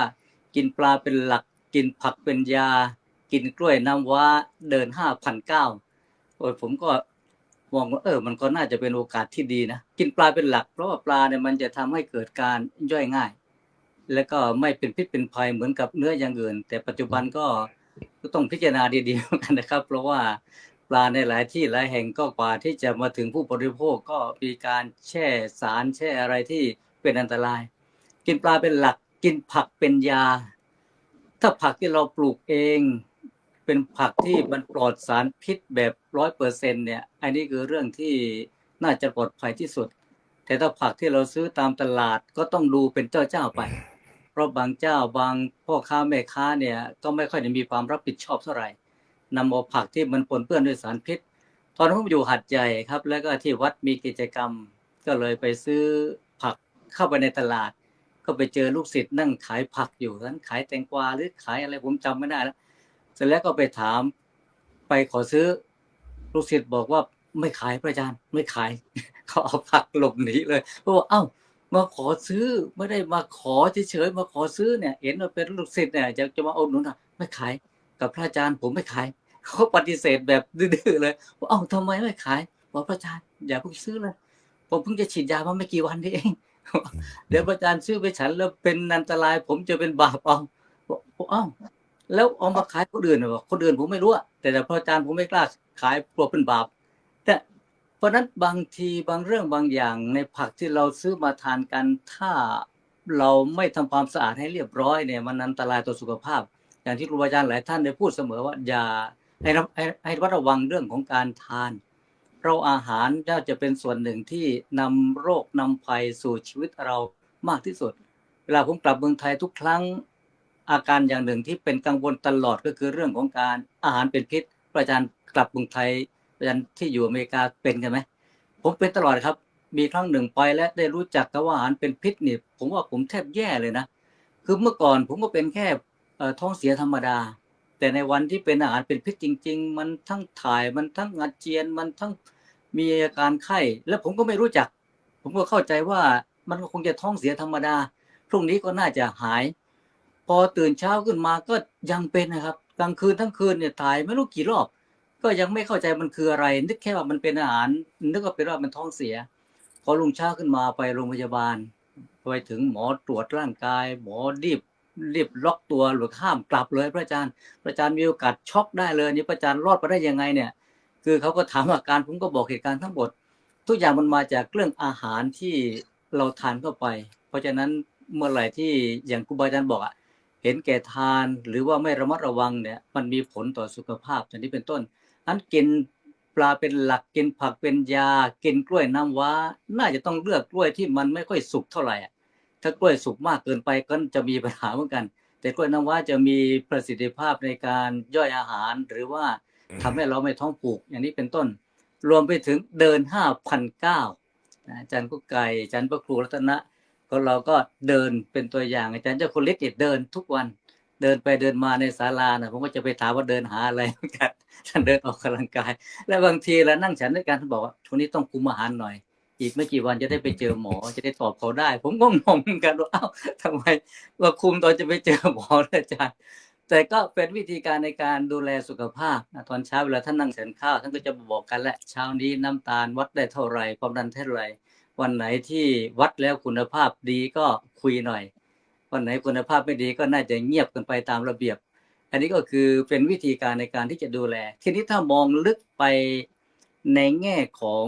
พระพุทธเจ้าพระอาจารย์มีธรรมะข้อหนึ่งมีธรรมะบทหนึ่งที่เราเรียกกันว่าอายุวัฒนธรรมญาติโยมที่ฟังรายการลองไปเสิร์ชดูได้ใน Google ก็หาก็เจอหรือไปอ่านในพระไตรปิฎกหรือในหนังสือประมวลธรรมของสมเด็จ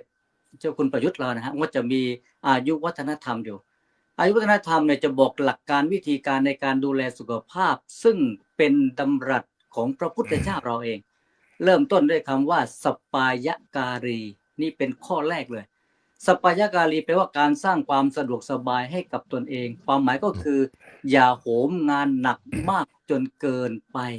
เวลาทำคือทำเวลาพักคือพักไม่ขยันซะจนกลายเป็นการเบียดเบียนทำลายสุขภาพเพราะเมื่อไหร่ถ้าคุณขยันจนดื่มดูแลสุขภาพเงินทองที่ได้มาเนี่ยส่วนมากจะไม่ค่อยได้ใช้แล้วครับไปให้โรงพยาบาลหมดพอถึงเวลาที่ต้องการจะหยุดเพื่อใช้เงินร่างกายก็ไม่ไหวแล้วต้องการที่จะไปเที่ยวก็เที่ยวไม่ไหวแล้วต้องการที่จะมาปฏิบัติธรรมร่างกายก็ไม่สามารถที่จะเดินไปสู่วัดได้ไหวแล้วเพราะฉะนั้นสัปปายการีสร้างความสะดวกสบายให้กับตนเองแปลง่ายว่ารู้จักการพักผ่อนทำงานคือทำเวลาพักคือพักเดินในทางสายกลางข้อที่สองหลักธรรมข้อที่สองก็คือสัปปายมัตตัญญูรู้จักประมาณในความสะดวกสบายใครที่ชีวิตมีความพร้อมไม่ต้องเหน็ดเหนื่อยกับการทำงานมากหรือว่าได้เวลาของการพักผ่อนแล้วเกษียณมาแล้วอยู่กับบ้านก็อย่าติดสุขอย่าทานแล้วก็นอนอย่าทานแล้วก็นั่งดูทีวีอย่าทานแล้วก็ไม่ได้เคลื่อนไหวร่างกายเมื่อไหร่ที่ไม่ได้เคลื่อนไหวร่างกายไม่ได้ออกกำลังกายเมื่อนั้นเนี่ยเป็นกระบวนการในการทำลายสุขภาพในส่วนหนึ่งเช่นเดียวกันเพราะฉะนั้นสัปปายมัตตัญญูความสะดวกสบายเราต้องการแต่ต้องอยู่กับสิ่งเหล่านี้โดยพอประมาณสุดท้ายเราทิ้งมัชฌิมาปฏิปทาคือทางสายกลางไม่ได้จะทำงานหนักจนลืมพักผ่อนก็ไม่ได้จะพักผ่อนมากจนไม่ออกกำลังกายไม่เคลื่อนไหวก็ไม่ได้ก็จัดสรรให้มันลงตัวในวิถีที่เราสามารถจะดำเนินไปได้ประการที่3ท่านใช้คำว่าปริณตโภชีบริโภคอาหารที่ย่อยง่ายก็ดึงที่อาตมากล่าวเบื้องต้นมาบริโภคอาหารที่ย่อยง่ายอย่าเห็นแก่ปากแก่ท้องอย่าตามใจในสิ่งที่เราชอบรู้ว่าชอบแต่ก็ต้องรู้จักประมาณอย่างที่พระอาจารย์บุญยกรบอกแหละก็แตะพอได้ลิ้มรสชาติพอให้ญาติโยมได้สบายใจที่วัดเนี่ยผมจะบอกญาติโยมเลยพอประเคนเสร็จให้ถอยไปเลย4 เมตร 5 เมตรไปอยู่ไกลๆเลยไม่ต้องมายืนลุ้นว่าพระอาจารย์จะตักหรือเปล่าเพราะมาอย่างนั้นก็จะมีหลายๆท่านเนี่ยมายืนกระซิบบอกพระอาจารย์เนี่ยผมตื่นมาทำตั้งแต่ตี 4 ตี 3เนี่ยพระอาจารย์ช่วยชิมหน่อยถ้าชิมทุกกรณีเนี่ยที่เดียวที่พระจะไปนอนก็คือโรงพยาบาลนะครับเพราะว่ามันก็มีอาหารหลากหลายประเภทและหลายอย่างเราชอบหมดแหละแกงเขียวหวานก็ชอบไตปลาก็ชอบน่นก็ชอบถ้าเอาตามความอยากจริงๆนะครับชีวิตพังแต่เมื่อญาติโยมทำมาจะไม่ฉันก็ไม่ได้ก็ใช้สูตรพระอาจารย์บุญยกรแต่พอให้สบายใจแล้วก็บอกโยมว่าถ้าถวายแล้วออกไปยืนไกลๆเนี่ยได้บุญเต็ม 100%แต่ถ้ามายืนลุ้นอยู่ขอบเวทีเนี่ยพอพระไม่ตักจิตมันตกพอจิตมันตกไอ้บุญที่เต็ม 100ก็ลดเหลือ 20% มันไม่คุ้มวันโยมถอยเลยถอยไปห่างๆท่านตักแล้วจะฉันหรือท่านรับแล้วจะฉันหรือไม่ฉันโยมก็ได้บุญเต็ม 100แล้วมันรับบุญเต็ม 100อย่าให้บุญมันล่วงมันประการที่3ตัวนี้นะฮะปริณตโภชีบริโภคอาหารที่ย่อยง่ายก็เป็นสิ่งที่เราต้องพึงปฏิบัติประการที่4ท่านใช้คำว่ากาลจารีทำทุกอย่างเป็นระบบเป็นขั้นตอนเป็นเวลาทานข้าวเป็นเวลาขับถ่ายเป็นเวลาพักผ่อนเป็นเวลาออกกำลังกายเป็นเวลากระบวนการเหล่านี้เป็นกระบวนการทำให้สุขภาพเราสมบูรณ์แข็งแรงอายุยืนจริงๆคาถานี้ก็เรียกว่าคาถาอายุยืนพระพุทธเจ้าตรัสบอกไว้นะครับไม่ใช่ผมบอกเองและประการที่4ประการที่5ประการสุดท้ายพรหมจารีประพฤติธรรมร่างกายดีแค่ไหนถ้าไม่ประพฤติธรรมเป็นคนโกรธง่ายเป็นคนหงุดหงิดง่ายเป็นคนอิจฉาริษยาเป็นคนอาฆาตพยาบาทออกไปเถอะกำลังกายสุดท้ายแต่ใจมันอยู่กับความทุกข์เหล่านี้อายุยังสั้นเหมือนเดิมสุขภาพยังแย่เหมือนเดิมเพราะฉะนั้น 4 ข้อเบื้องต้นดูแลสุขภาพกาย 1 ข้อสุดท้ายดูแลสุขภาพใจกายกับจิตต้องเดินทางไปด้วยกันเพราะฉะนั้นเรื่องของการดูแลสุขภาพอย่างที่พระอาจารย์ท่านบอกแล้วอัตตาหิอัตโนนาโถตนแลเป็นที่พึ่งของตนไม่ต้องไปบนบานศาลกล่าวต่อเทพองค์ใดให้เราสุขภาพดีเราเท่านั้นจะเป็นผู้ที่บันดาลหรือจัดการให้เราเป็นคนที่มีสุขภาพดีสุขภาพแย่ในเบื้องต้นฝากไว้แค่นี้ครับผม กับขอบพระคุณครับพระอาจารย์พระมหาวรลบอัคคธรรมโมนี่ท่านบอกประสบการณ์ก็ไป มาประเทศไทยมาเจออาหารเป็นพิษด้วยนะอากาศก็มีพิษเหมือนกันนะญาติโยมเช่นฝุ่นควันนะอะไรต่างๆท่านก็ได้นำหลักธรรมในทางพระพุทธศาสนามากล่าวในการนะดูแลนะสุขภาพนะแล้วก็การประพฤติปฏิบัติธรรมการเดินนะโยมเคโอจากฝรั่งเศสบอกว่าท่านเดิน5อะไรขอรับ ในสมัยหนึ่งเนี่ยหลวงปู่มันไปปฏิบัติธรรมทางภาคเหนือก็เดินไปเดินมาทีนี้ชาวบ้านก็อยากจะรู้ตุเจ้าเดิน5อะไรอย่างนะท่านก็เลยบอกเดิน5พุทโธมันเป็นไงก็เดินไปเรื่อยแล้วบอกพุทโธพุทโธชาวบ้านก็มาเดินกันเต็มไปหมดเลยเดิน5พุทโธกัน อุบายการประพฤติปฏิบัติธรรมเนี่ยก็ทำให้มีอายุยืนได้ใช่ไหมญาติโยมเคยฟังเปล่านะบางคนนี่ไม่ยอมตายคาอกดีกว่าตกน้ำตายไว้อย่างนั้นอีกนะ หยอกกันกล่าวขอบพระคุณครับอาจารย์พระมหาวรมาฟังพระอาจารย์พระมหาอภิชาติกรัญยวสีเปลี่ยนธรรมกับประโยคกับประธานด้วยความเคารพครับ กราบถวายความเคารพพระเถรานุเถระคณะพระวิทยากรทุกรูปซึ่งมีท่านอาจารย์ท่านเจ้าคุณพระวิเทศสิทธิธรรมพรเป็นประธานแล้วก็ขอเจริญพรโยมก๊อฟแล้วก็ญาติโยมที่เชิญที่รับชมรับฟังอยู่ทั่วทุกมุมโลกเมื่อกี้เตรียมไว้ละธรรมดานะผู้เข้ามาทีหลังนะก็ต้องลุ้น อาจารย์มันลบสอยไปซะแล้วแล้วผมจะพูดเรื่องอะไรเนี่ยหัวข้อใดครับอาจารย์ จริงครับที่จริงแล้ววันนี้เป็นเรื่องที่ดีที่อาจารย์เจ้าคุณและหลวงพ่อพระครูพูดว่าวันนี้เป็นวันที่ให้เรากลับมาดูตัวเองนะมาดูแลตัวเองมาสนใจตนเองแล้วก็สนใจตนเองก็ญาติโยมก็จะได้สนใจตนเองไปด้วยพร้อมกับพระสงฆ์การมีสุขภาพดีไม่มีไว้ขายอยากได้เราต้องทำเองอันนี้ตามที่พระอาจารย์พระมหาวรได้สรุปเมื่อสักครู่มันมีอยู่ช่วงหนึ่งนะครับปี2 ปีมาปี 2-3 ปีมานี้นะครับมีการเห่อกันในโลกภายนอกนะในกลุ่มญาติโยมก็คือการทำ IF นะฮะมีการสนใจกันทำ IF หลวงพ่อรู้จัก IF ไหมครับ IF การทำ IF หลวงพ่อสหัสนะสนใจทำ IF ไหมครับIF มาจากมันทำอยู่แล้วครับ พระเนี่ยไม่ต้องไปอะไรแล้วนี่ท่านรู้ด้วยหลวงพ่อรู้ด้วยนะ IF คืออะไร IF ไปตั้งแต่เที่ยงวันยันไปถึงเช้าด้วยเหรอ IF คือภาษาอังกฤษเต็มคือ intermittent fasting intermittent fast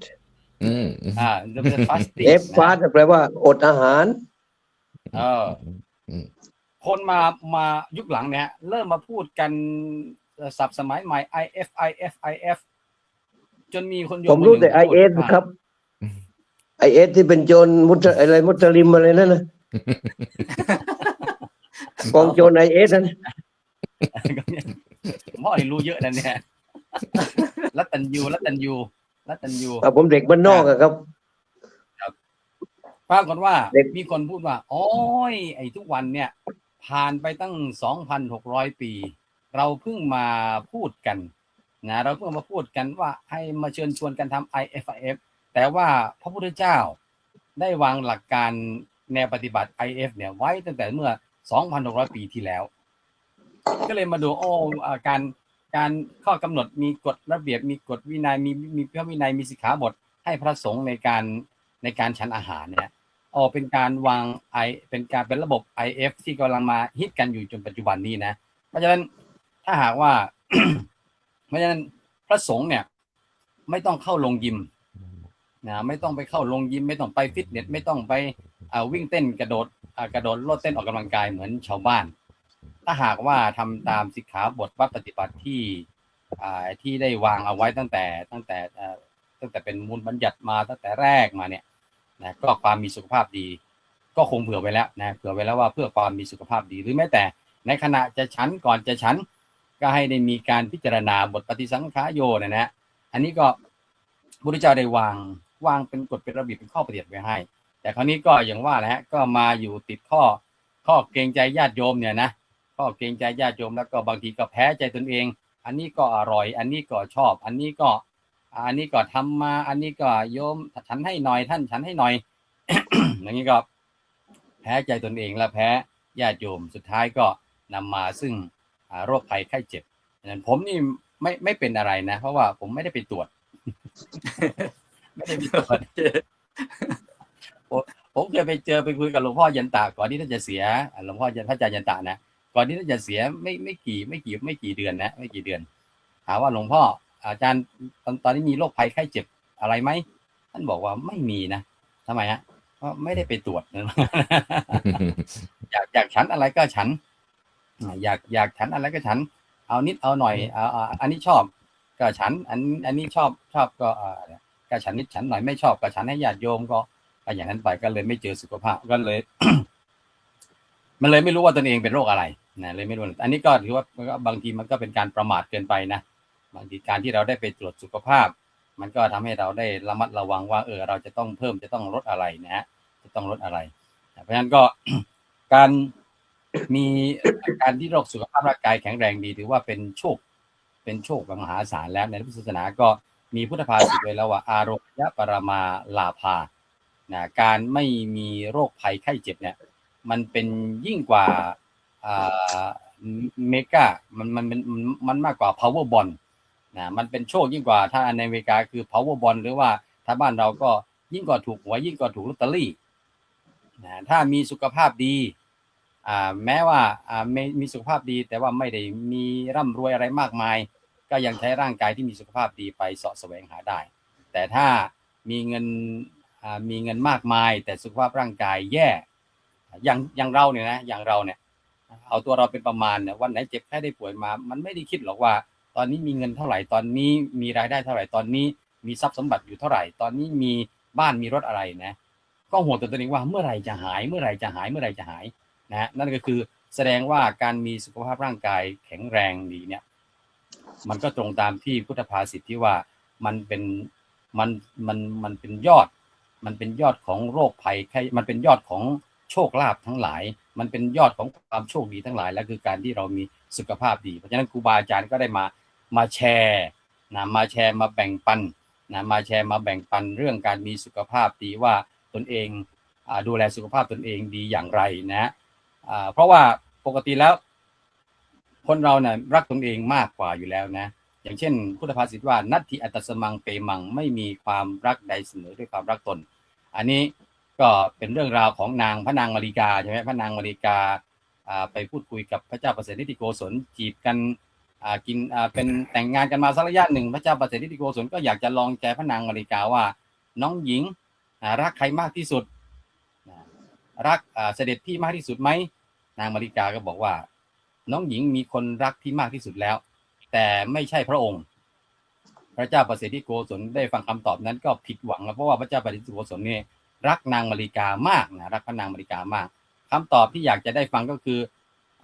น้องหญิงรักเสด็จพี่มากที่สุดเนี่ยนะแต่ปรากฏว่าพระนางมาริกาตอบเอาตามใจตนเองก็คือพระนางมาริกาตอบว่าคนที่หม่อมฉันรักมากที่สุดไม่ใช่พระองค์แต่คือตัวหม่อมฉันเองหม่อมฉันรักตัวเองมากที่สุดพระเจ้าประเสริฐนิติโกศลได้ฟังคำตอบนี้ก็ผิดหวังไปถามพระพุทธเจ้าว่าทำไมพระนางมาริกาจึงตอบแบบนี้พระพุทธเจ้าก็เฉลยว่าพระพุทธเจ้าก็ยืนยันตามคำตอบนางมาริกาว่าพระนางมาริกาพูดตรงแล้วพูดถูกแล้วไม่มีใครในโลกนี้ที่ไม่รักตนเองแล้วก็ไม่มีความรักใดเสมอเท่าการรักตนเองแล้วก็โยงมาถึงที่อาจารย์มหาปิยะบอกว่าอัตตานันเจปิยังชัญญารักเขยเยนังสุรกิตังเมื่อเรารู้ว่าเรารักตนเองมากที่สุดแล้วก็จงดูแลรักษาตนเองให้ดีเหมือนเรารักบ้านก็ดูแลรักษาบ้านของเราให้ดีเมื่อเรารักรถก็ดูแลรักษารถของเราให้ดีเมื่อเรารักอาชีพนี้ก็ดูแลรักษาทำอาชีพนี้ดูแลอาชีพนี้ของเราให้ดีเมื่อเรารักธุรกิจนี้ก็ดูแลธุรกิจนี้ของเราให้ดีเมื่อเรารักร่างกายนี้ของเรา ก็จงดูแลร่างกายของเรานี้ให้ดีโยจะรักขติอัตตานังรักขิโตตัสสะไพโรและบุคคลผู้ใดเมื่อได้ดูแลรักษาตนเองดีแล้วรักขิโตตัสสะไพโรบุคคลผู้นั้นก็ได้ชื่อว่ารักษาคนรอบข้างด้วยเจ้าวาดดูแลรักษาตนเองไม่เจ็บไข้ได้ป่วยก็ไม่เป็นภาระของลูกวัดที่มีพระอาจารย์รูปไหนพูดนะฮะลูกวัดดูแลรักษาตนเองดีไม่เจ็บไข้ได้ป่วยก็ไม่เป็นภาระของเจ้าวาดลูก ดูแลตัวเองดีไม่เจ็บไข้ได้ป่วยก็ไม่เป็นภาระของพ่อแม่พ่อแม่ดูแลตัวเองดีก็ไม่ต้องมาเป็นภาระของลูกๆเพราะฉะนั้นการดูแลตนเองนั้นสำคัญมากนะสำคัญมากเพราะฉะนั้นก็วันนี้ก็ขอให้ทุกคนกลับมารักตนเองส่วนวิธีการดูแลรักษาตนเองรักษาสุขภาพจะรักษาได้อย่างไรนั้นก็ครูบาอาจารย์ก็ได้แชร์ไว้นี่ถือว่าได้สูตรในการดูแลรักษาตนเองมากมายนะญาติโยมก็รับไปประยุกต์เอาใช้รับไปประยุกต์เอาไปใช้ดูนะรอบแรกก็ไว้แต่เพียงเท่านี้ครับ กับขอบพระคุณครับพระอาจารย์พระมหาภิชาติกรัญยวสีปรริยนธรรม9ประโยคท่านก็ไม่มีโรคภัยไข้เจ็บเพราะว่าท่านไม่ไปตรวจนะไม่ไปหาหมอนะก็เลย มีหลวงพ่อรูปหนึ่งบอกว่าผมเนี่ยไม่เป็นอะไรเลยนะเพราะว่าไปอยู่3 ครั้งหมอแนะนำให้งดอย่างนั้นอย่างนี้บอกถ้าไปอีกครั้งหนึ่งชั้นอะไรไม่ได้เลย ก็เลยไม่ไปทีนี้ได้นั่งชั้นรวมวงกันท่านผมบอกเอ้าเอาไขมันมาหน่อยสิเอาน้ำตาลมาหน่อยทางกระดูกไม่ใช่อย่างนั้นนี่ยาฉันเป็นยา แล้วท่านก็ไม่มีโรคภัยแค่เจ็บจริงๆนะนี่ฉันเป็นยานะโอ้โหนี่ได้ความรู้พังผูเข้ามาแล้วก็เสริมนิดนึงญาติโยมอนุโมทนาทุกท่านที่เข้ามารับชมรับฟังค่ำคืนวันนี้ฟังว่าไม่อยากเป็นภาระของใครแต่ว่าเรานึกถึงธรรมะว่าถึงเวลาแล้วบางทีนะก็เลี้ยงไม่ได้หลบไม่ได้เจ็บใครได้ป่วยก็ถือว่าอย่างเช่นพ่อแม่ปู่ย่าตายายก็ถือว่าให้ลูกหลานได้มีโอกาสทำกตเวทีนะกตัญญูกตเวทีนะต่อลูกต่อหลานอะไรอย่างนี้แล้วก็สิทธิ์นะกับอาจารย์นะหรือดูแลนะพระสงฆ์นะเรียกว่าเป็นช่วงเวลาที่เราจะได้สร้างบุญใหญ่กุศลใหญ่ก็ผมเคยได้อุปถากได้ดูแลนะหลวงปู่นะเป็นพระอาพาธเนี่ยถ้าได้ลงมือทำจริงๆเนี่ยนะความรู้สึกที่ผ่านมาเนี่ยเหมือนได้สร้างบุญได้สร้างกุศลได้สร้างบุญได้สร้างกุศลถือว่าเป็นมงคลของชีวิตอันนี้นะญาติโยมสำหรับทันทีได้มาสดับรับฟังก็คิดเป็นบุญเป็นกุศลก็กลับขอบพระคุณท่านพระอาจารย์พระมหาภิชาติด้วยความเคารพครับกับอาราธนาหลวงพ่อพระครูรัตนปัญญาวิเทศหลวงพ่อกุ๊กไก่วันนี้โน้ตอะไรไล่สิ่งไล่ย่างคงจะได้เนื้อหาสาระเด็ดกับอาราธนาด้วยความเคารพครับทำใจให้สะอาดเวลาเช้าทำใจให้ขาวเวลาเพลทำใจให้เย็นเวลาค่ำทำใจให้ชุ่มฉ่ำเวลากลางคืนทำใจให้สดชื่นเวลารุ่งอรุณใจเร่าร้อนเป็นคนใจกังวลเป็นผีบ้าใจกล้าเป็นนักรบใจสงบเป็นนักปราชญ์ใจฉลาดเป็นบัณฑิตใจไม่ยึดติดเป็นนิพพานอย่าโกรธคนสอนอย่านอนตื่นสายอย่าอายทำกินอย่าหมิ่นเงินน้อยอย่าคอยแต่วาสนาจะพาชิบหายโกรธคือโง่โมโหคือบ้าไม่โกรธดีกว่าจะได้ไม่บ้าไม่โง่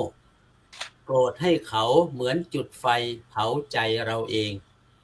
ฆ่าสัตว์ได้โทษฆ่าความโกรธได้บุญท่านสาธุชนทั้งหลายดร.ณราวดีแสงรัตกุลอายุ85ปีท่านเขียนไว้เตือนใจว่าตายไปพร้อมกับเสียงร้องไห้ของผู้อื่นช่วงเวลานั้นเขาเรียกว่าชีวิตของคนชีวิตคนเรามีได้มีเสียมีทั้งได้เลือกและก็ต้องมีทั้งล้มเลิกในชีวิตเราไม่มีทางที่ทุกอย่างจะเป็นไปตามที่ดั่งใจเรานึกได้ทั้งหมดจงอย่าไปคิดเล็กคิดน้อยกับใครเพราะมันไม่คุ้มจงจริงจังกับตัวจงอย่าจริงจังกับตัวเองเกินไปเพราะจะทำร้ายตัวเอง จงอย่าไปจมอยู่กับอดีตแต่มันไม่ได้อะไรขึ้นมาจงจริงจังจงอย่าจริงจังกับปัจจุบันมากไปเพราะชีวิตยังต้องเดินต่อไป นี้ท่านเขียนไว้อีกอย่างหนึ่งว่าอย่าได้อวดเรื่องเงินเรื่องทอง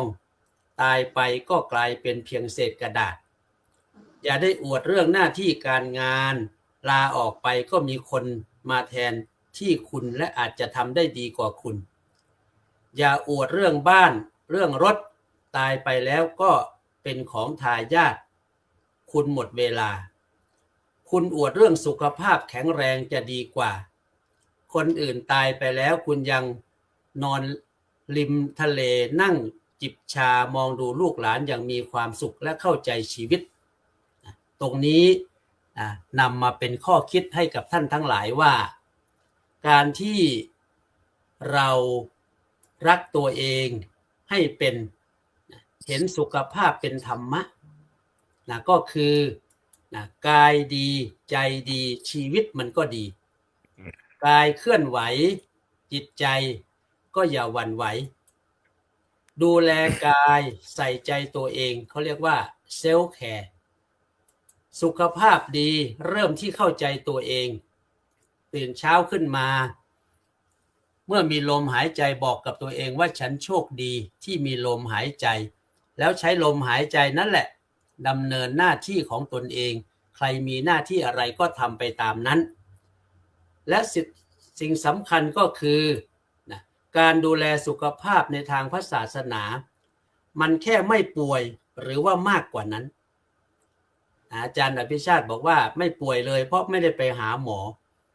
แต่ว่าที่มากกว่านั้นเนี่ยท่านอาจจะมีจิตใจที่เข้มแข็งคือถ้าไปแล้วเนี่ยถ้าเกิดเจอโรคอะไรขึ้นมาอาจจะมีมากกว่านั้นไหมบางคนเนี่ยไม่เคยไปหาหมอเลยแต่อย่างเช่นอดีตเจ้าวาดที่วัดรัตนปัญญาท่านอาจารย์มหาสมโพธิไปตรวจปรากฏว่าไปเจอโรคมะเร็งระยะที่4ท่านบอกว่าโอ้โชคดีจริงโว้ยโชคดีจริงที่เป็นมะเร็งเป็นยังไงท่านก็หาวิธีการทำยังไงจึงให้มะเร็งเนี่ยมันเป็นเพื่อนกันก็สุดท้ายทำบุญลาตายครับเป็นพระธรรมทูตรูปแรกที่จัดงานทำบุญลาตายรู้ว่ายังไงก็ต้องตายถ้าฉันตายมะเร็งก็ตายด้วยสุดท้ายก็มีพระสงฆ์มาร่วมประมาณเกือบ150รูปแล้วก็ตายอย่างเรียกว่าสง่างามมรณภาพท่ามกลางของความไม่กังวลอะไรทั้งสิ้นนี่แสดงว่าท่านเข้าใจชีวิตการกินอย่างมีสติการเดินออกกำลังกายการพักผ่อนให้เพียงพอตรงนี้สำคัญมากเพราะฉะนั้น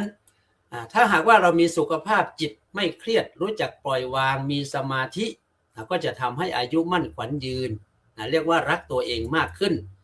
สุขภาพทางปัญญารู้เท่าทันชีวิตก็คืออนิจจังทุกขังอนัตตามันเป็นเรื่องธรรมดาอย่าไปยึดติดว่าหน้าตายังดีอยู่อายุยังน้อยอยู่เข้าใจความแก่เจ็บตายแล้วมันจะทำให้เราเนี่ย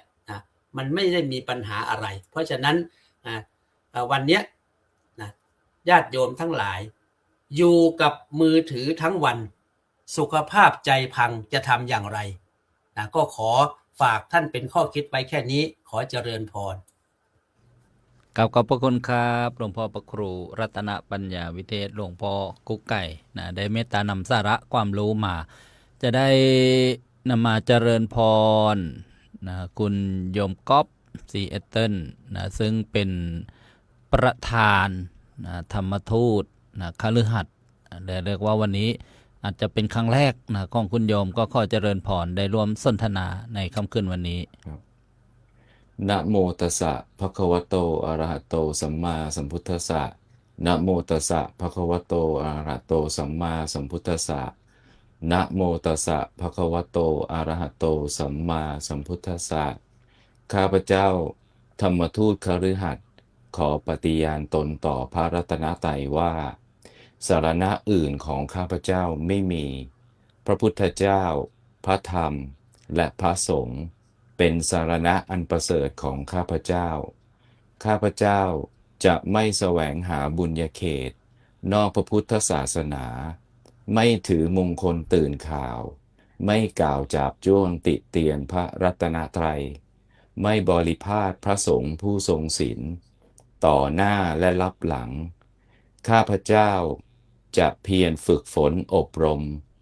ให้เจริญด้วยทานศีลภาวนามีความซื่อสัตย์สุจริตเสียสละช่วยเหลือเพื่อนมนุษย์เพื่อประโยชน์สุขและความดีงามจะอุปถัมภ์ค้ำจุนสนับสนุนส่งเสริมและปกป้องพระพุทธศาสนาให้เจริญวัฒนาสถาพรสืบไป ขอนอบน้อมกราบหลวงพ่อท่านเจ้าคุณพระวิเทศสิทธิธรรมาภรณ์กราบหลวงพ่อสหัสกราบหลวงพ่อเกษมกราบหลวงพ่อกุ๊กไก่กราบท่านพระอาจารย์พระมหาพิชาติกราบพระอาจารย์วันลบกราบพระอาจารย์สรายุทธด้วยนะครับแล้วก็เอ่อพ่อแม่ผู้ชมผู้ฟังที่อยู่ทางบ้านนะครับกราบสวัสดีครับ เอ่อผมก็ไม่เหลืออะไรจะพูดแล้วครับ อยู่คนสุดท้ายก็เสร็จเลยครับ ก็ขออนุญาตใช้คำพูดที่เป็นเอ่อชาวบ้านของผมนะครับพอดีหัวข้อวันนี้ก็เอ่อเกี่ยวกับเรื่องการ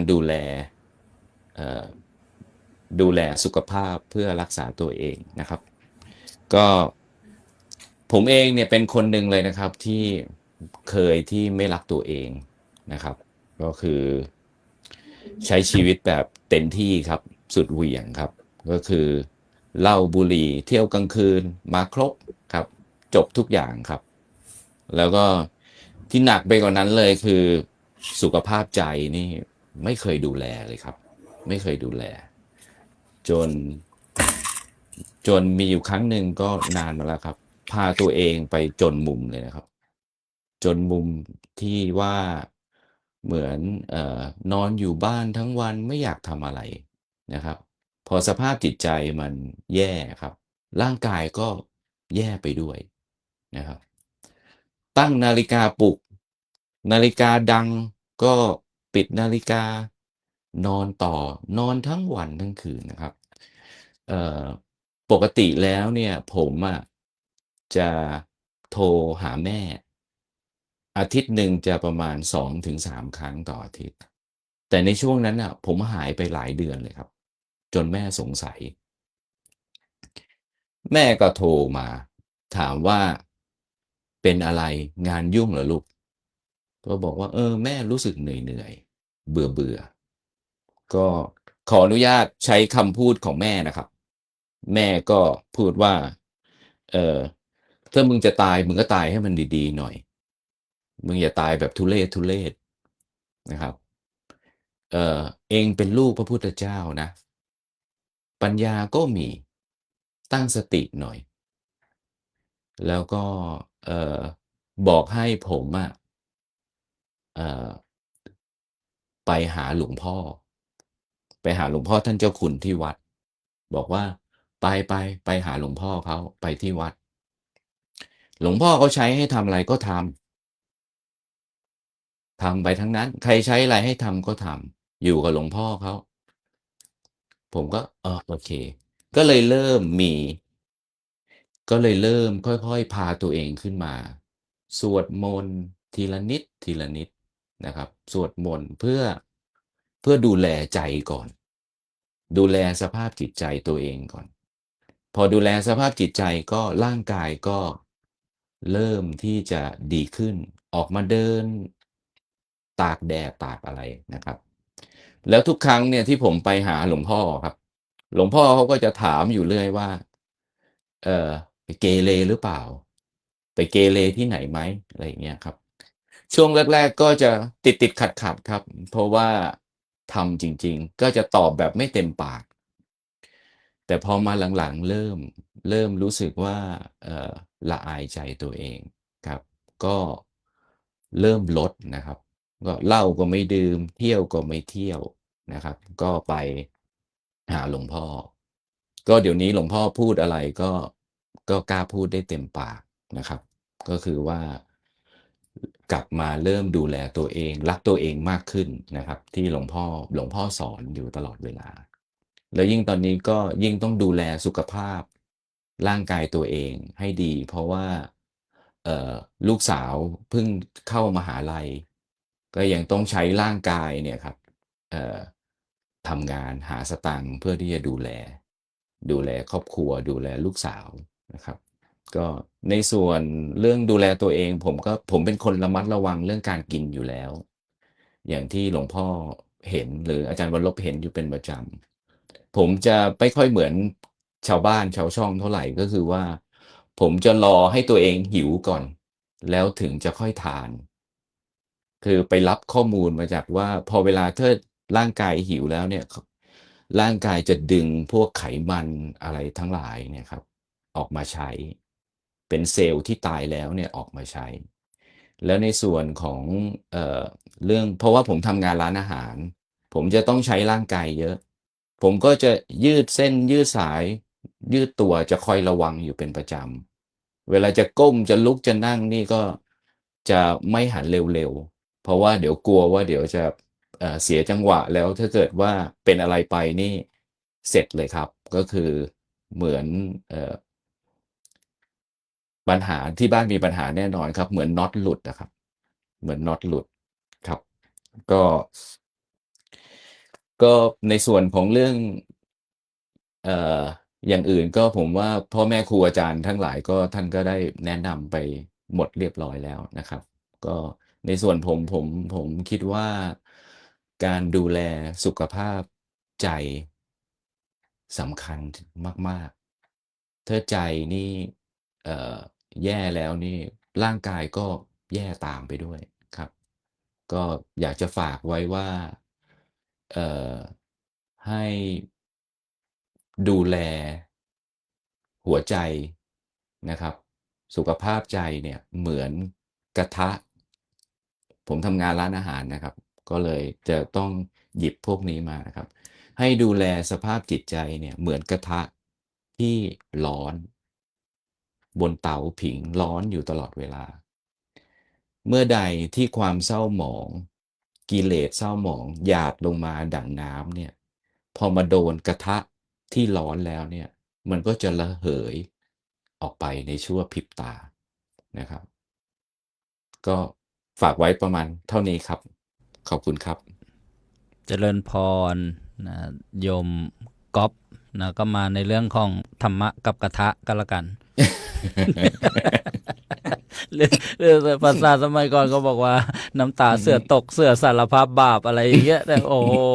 แต่ว่าได้ประเดชพระคุณนะหลวงพ่อเจ้าคุณฤทธิ์นี่แหละนะญาติโยมนะถ้าเป็นภาษาบ้านนอกก็บอกชุบพี่ให้เป็นคน ตอนนี้กำลังพัฒนาจากคนเป็นมนุษย์นะได้หลักพุทธธรรมนะแล้วก็ได้มาช่วย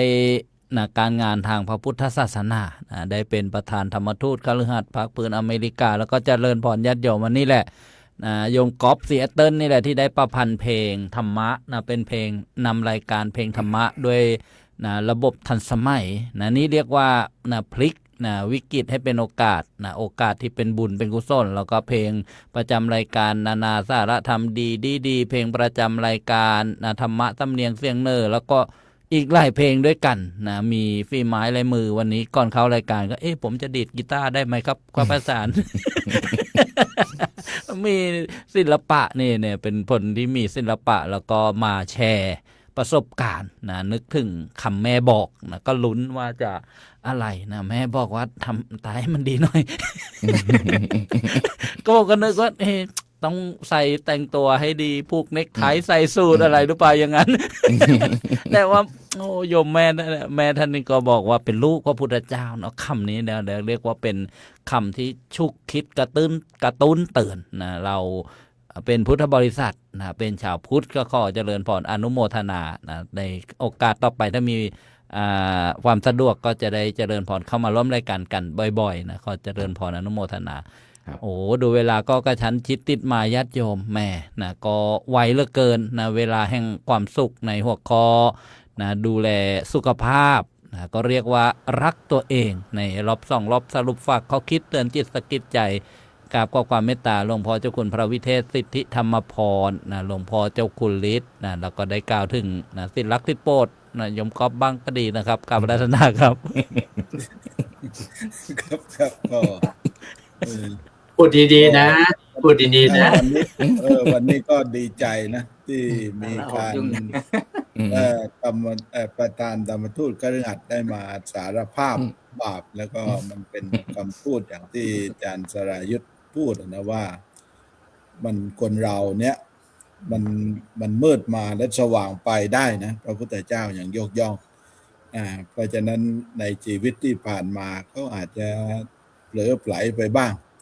แต่ว่าพอคุณแม่พูดอย่างนั้นมันก็ทำให้เขาก็คิดและกลับมาแล้วตอนนี้มาเป็นธรรมทูตคฤหัสถ์ก็ยิ่งต้องปรับตัวใหญ่เลยนะเพราะว่ามันต้องเป็นแบบอย่างกับผู้อื่นด้วยทีนี้ก็ถือว่าเสร็จเลยแล้วทีเนี้ยนะ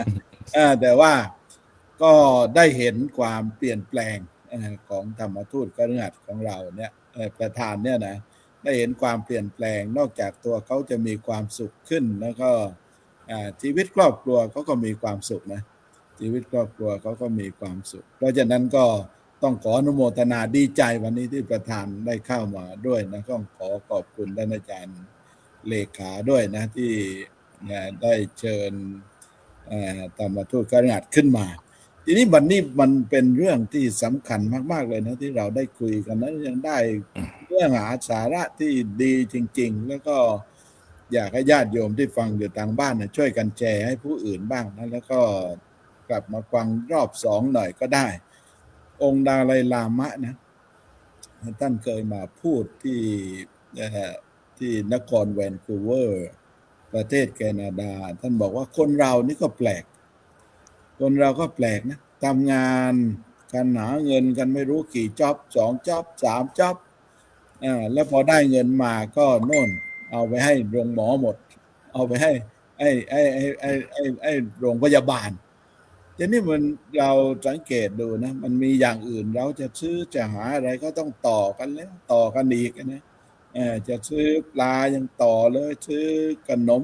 ยังมียังอะไรซื้อผักซื้ออะไรยังมาต่อกันเลยแต่พอเรื่องที่หมอเนี่ยไม่มีใครต่อนะเรื่องหมอแล้วแต่หมอเขาจะเรียกเท่าไหร่โรงพยาบาลจะเรียกเท่าไหร่เราไม่เคยคิดต่อรองมีโยมคนหนึ่งนะผมก็เห็นและสงสารมันโยมชื่อแจ็คกี้นะเขาเคยเข้ามาช่วยเรื่องหลักสูตรธรรมศึกษาของที่วัดเนี่ยและนี่เขามีบ้านหลังใหญ่โตเขาขายในสมัยมันเป็น10 กว่าปีก่อนนะถึงมันเป็นล้านนะล้านเหรียญนะเขาขายไปและทีนี้เขาขายไปเพื่ออะไรเพื่อรักษาโยมสามีรักษาสามีนะพอรักษาอยู่หลายปีจนเงินล้านเนี่ยหมดเกลี้ยงคนงานหมดเกลี้ยงเขาก็เข้ามาบ่อยๆแล้วมาที่วัดบ่อยๆเขาบอกว่าเนี่ยหมดแล้วครับพอหมดเงินล้านสามีก็มาเสียชีวิตพอดีเขาบอกตัวเขานี่ไม่เหลืออะไรเลยไม่เหลืออะไรเลยเพราะฉะนั้นมันเป็นเรื่องที่น่าคิดจริงๆนะวันนี้ก็ขอฝากเอาไว้ว่าขอให้เราดูแลตัวเองกันให้มากๆให้เราได้มีข้อมูลมีอะไรกันสมบูรณ์แบบแล้วครับผมกับขอบพระคุณครับหลวงพ่อเจ้าคุณฤทธิ์กับอารัธนานะหลวงพ่อพระครูหลวงพ่อสหัสครับผม เปิดไมค์ครับ ปิดเที่ยง ครับขอโอกาสครับเปิดแล้วครับผม ใจเย็นๆผมไม่ต้องตื่นเต้นครับผมใจเย็นๆครับ มึนน่ะ เดี๋ยวจะพาไปบีอะไรนะ BR นะ BTS เนี่ย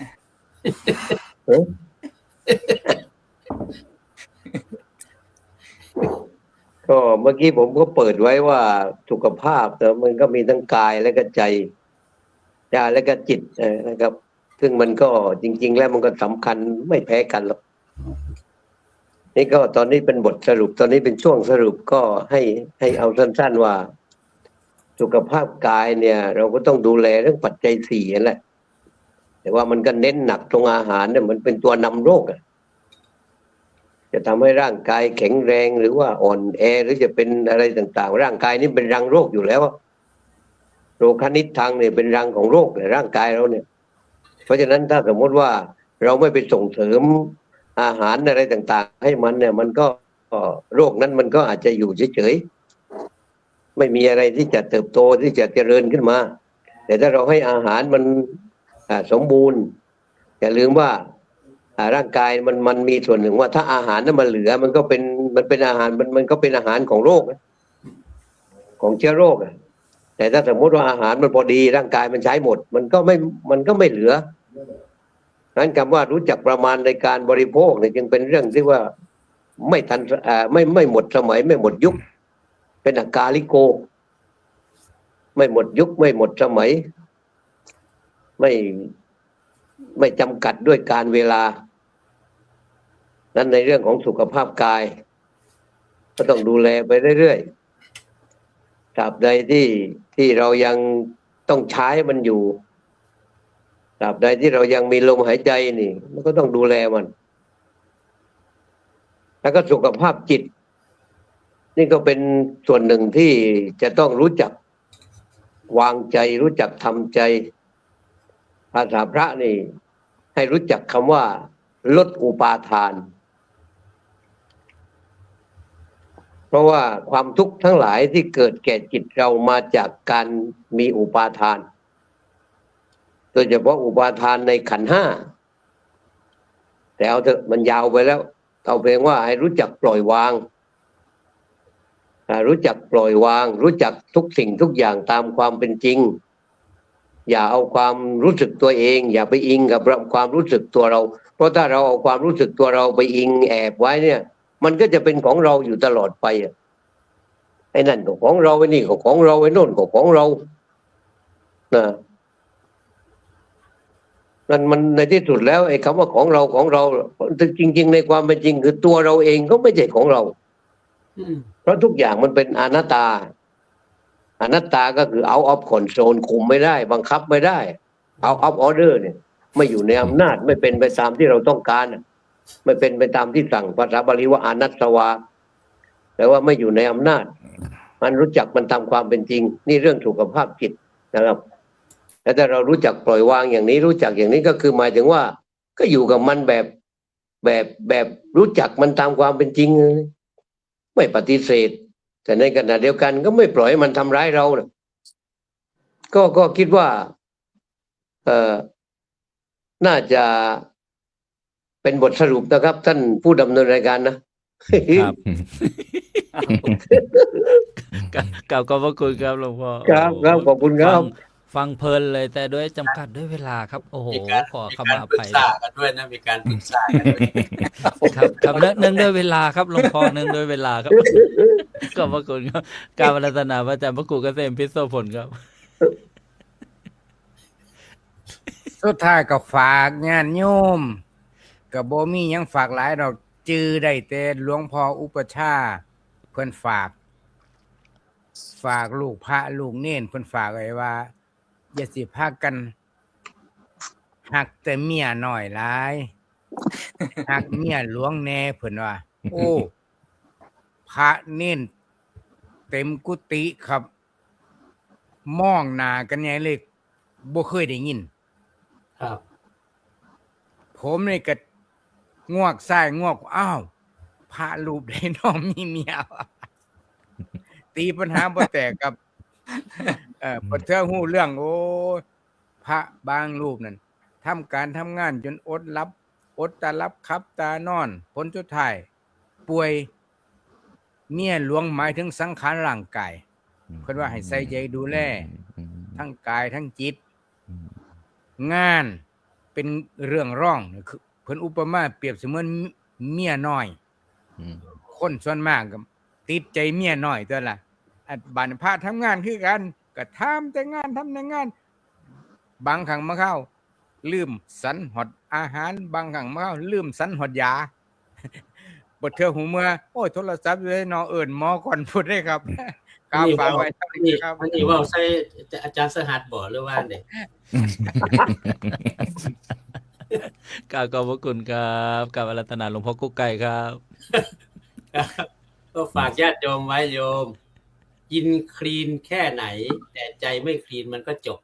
นะโยมนะ แล้วก็ร่างกายอยากพักแต่ใจบอกว่าไถมือถือไปก่อน คงจะลำบากเหมือนกันเพราะว่าทุกวันนี้มันเป็นอย่างนั้นจริงๆนะแล้วก็ออกกำลังกายวันละชั่วโมง แต่คิดมาก23ชั่วโมงไม่รู้จะรอดหรือเปล่าแล้วก็สุขภาพที่แท้คือกายกับใจแล้วก็ปัญญากายดีไม่พอ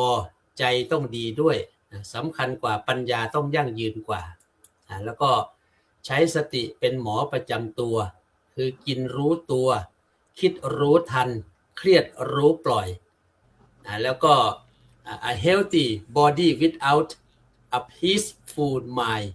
is still incomplete ร่างกายแข็งแรงแต่ใจไม่สงบก็ยังไม่สมบูรณ์จึงฝากท่านทั้งหลายสุดท้ายว่า the best medicine is not is the pharmacy but in your mindfulness ยาที่ดีที่สุดไม่ได้อยู่ที่ในร้านยาแต่อยู่ที่สติปัญญาของเราเองขอเจริญพรเจริญพรกราบขอบพระคุณครับกราบอาราธนาพระอาจารย์พระมหาวรบครับ ครับผมก็นึกถึงหลักคำสอนในทางพระพุทธศาสนาเรานะครับว่าคนจะอายุยืนได้ก็ด้วยการไม่ฆ่าสัตว์ทำลายชีวิตผู้อื่นและคนจะสุขภาพแข็งแรงได้นี่ส่วนหนึ่งก็มาจากการไม่เบียดเบียนทำให้ผู้สัตว์อื่นได้รับความทุกข์ความเดือดร้อนได้รับความทรมานเพราะฉะนั้นรักษากายรักษาใจรักษาศีลไม่เบียดเบียนใครจิตใจสงบเย็นชีวิตก็ดีสุขภาพก็แข็งแรงครับผม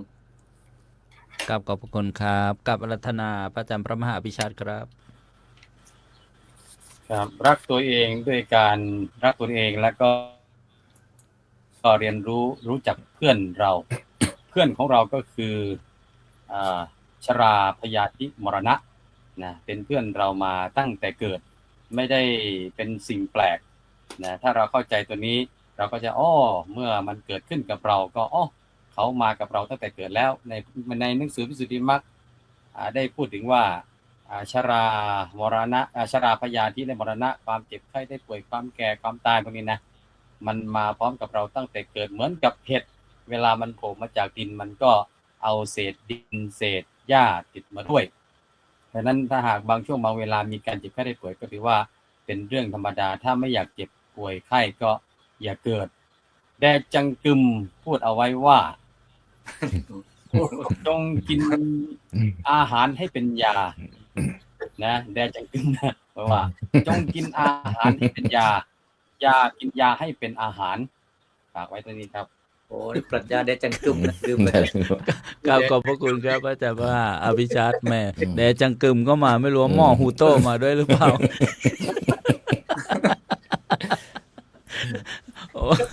โอ้ขอไปอนุโมทนาญาติโยมนะทุกท่านในค่ำคืนวันนี้ก็เจริญพรนะโยมก๊อฟมีอะไรจะฝากในรอบสรุปนะญาติโยมก็อยากจะให้มาร่วมในวาระโอกาสที่สะดวกก็เจริญพรครับก็ในรอบนี้ขอโอกาสประชาสัมพันธ์นะครับประชาสัมพันธ์ของการอบรมธรรมทูตคฤหัสถ์นะครับวิถีพุทธในเดือนมิถุนายนนะครับวันที่11-12ที่วัดมงคลรัตนารามเมืองแทมปารัฐฟลอริดานะครับเป็นวาระเดียวกันกับที่ทางสมัชชาสงฆ์ไทยมีการประชุมก็คือทางสมัชชาสงฆ์มีการประชุมวันที่13และ14นะครับในส่วนของคณะองค์กรธรรมทูตคฤหัสถ์ของเราก็มีการอบรม2วันรวมถึงมีองค์กรทาง4ทวีปมาร่วมอบรมด้วยนะครับก็ทางคณะธรรมทูตเราก็จะไปเปิดโรงทานนะครับเป็นโรงทานโรตีและผลไม้นะครับทำเป็นอาหารเช้านะครับถวายพระธรรมทูตที่มาร่วมงานแล้วก็คนที่มาร่วมในงานมาทำบุญนะครับตลอดงาน4 วัน 5 วันนะครับก็ พ่อแม่พี่น้องท่านใดอยากจะอุปถัมภ์นะครับลงทาน ก็สามารถติดต่อได้จะติดต่อผ่านหลวงพ่อท่านเจ้าคุณ หลวงพ่อเลขาหรืออาจารย์ปิยะ หรือแม้แต่อาจารย์บุญยกรก็ได้นะครับ แล้วในส่วนของการที่ท่านใดที่อยากจะมาอบรมนะครับกับธรรมทูตคฤหัสถ์ก็ติดต่อมาทางผมได้นะครับ ก็เดี๋ยวผมส่งแบบฟอร์มไปให้กรอกนะครับ ก็เพียงเท่านี้ครับผมขอบคุณครับ สาธุเจริญพรกับขอความเมตตาหลวงพ่อพระครูรัตนปัญญาวิเทศหลวงพ่อกุ๊กไก่นะมีงานประชาสัมพันธ์แล้วก็สรุปจบปิดรายการค่ำคืนวันนี้ด้วยความเคารพครับ ครับก็ก่อนอื่นก็ต้องขอกราบขอบพระคุณพระวิทยากรทุกรูปนะครับทั้งที่อยู่ในหน้าจอตรงนี้แล้วก็ที่ออกไปทำภารกิจเนื่องจากว่าเวลามันต่างกันอย่างเช่นอาจารย์พระมหาปิยะเนี่ยถึงเวลาฉันเพลแล้วส่วนทางนี้ก็ยังไม่ได้ฉันเช้าแต่ยังไงก็ถ้าต่อไปเนี่ยก็คงจะไม่ใช่รักสุขภาพแล้วไม่ใช่รักตัวเองแล้วเพราะนั้นเราก็ต้องจบแค่นี้แหละครับนิมนต์ขอบพระคุณครูบาอาจารย์ทุกรูปกับผมผู้ดำเนินรายการถ้าขาดตกบกพร่องตกหลุ่มตกลองล่วงเกินครูบาอาจารย์กับขอขมาอภัยด้วยครับ แล้วก็เจริญพรญาติโยมมีโยมก๊อฟก็ขออนุโมทนาบุญจบรายการโดยธรรมะมีทำนองจากหลวงพ่อพระครูรัตนปัญญาวิเทศนะเป็นการอนุโมทนาครูบาอาจารย์แล้วก็ท่านผู้ชมตลอดถึงนะผู้ดำเนินรายการอุบาสกรับฟังเพลงธรรมะ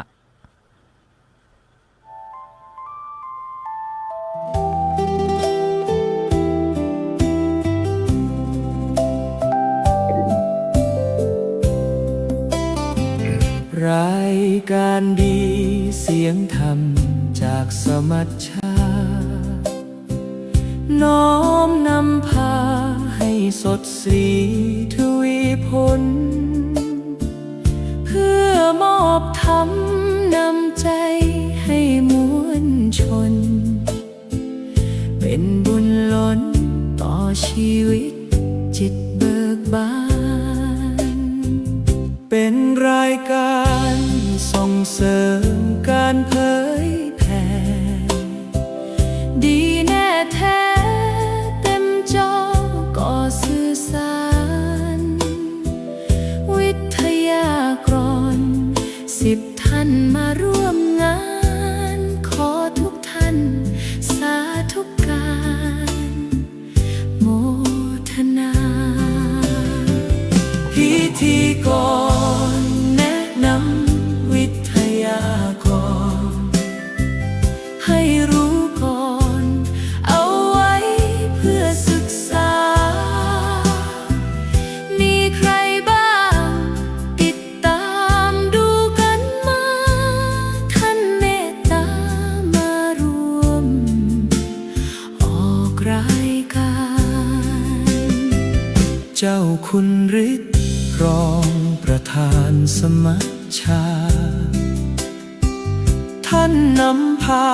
สอนธรรมนำสื่อสารท่านบอกว่าอย่ามัวแต่ทำงานอยากอยู่นานต้องดูแลซึ่งตัวเองท่านพระครูสุนทรพจนบัณฑิตให้ข้อคิดดีงามอย่างเหมาะเม้ง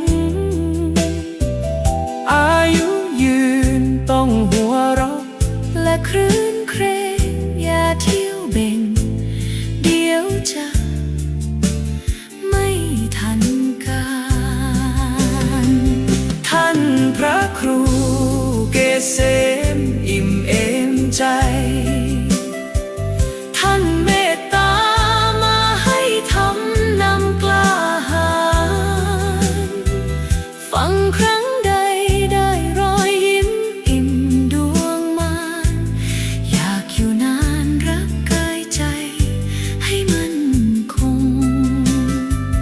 ท่านมหาปิยะรองเลขา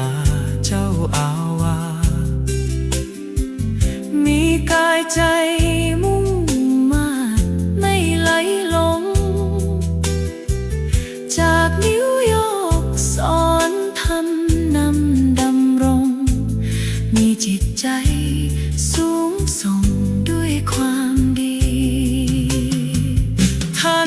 ระครูวินัยทบบุญยกรมาบอกกล่าว เพื่อให้เราสดใสใจสดสีฟังครั้งใดได้ความรู้ชูชีวีฟังด้วยดีย่อมได้ซึ่งปัญญาพระมหาวัลลภัพวัดอัตตมช่วยน้อมนำพระธรรมนำศึกษาอนิจจังทุกขังอนัตตาจงรักษากายใจ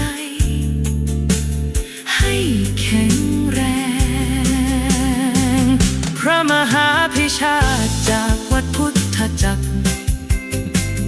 ท่านมาท้า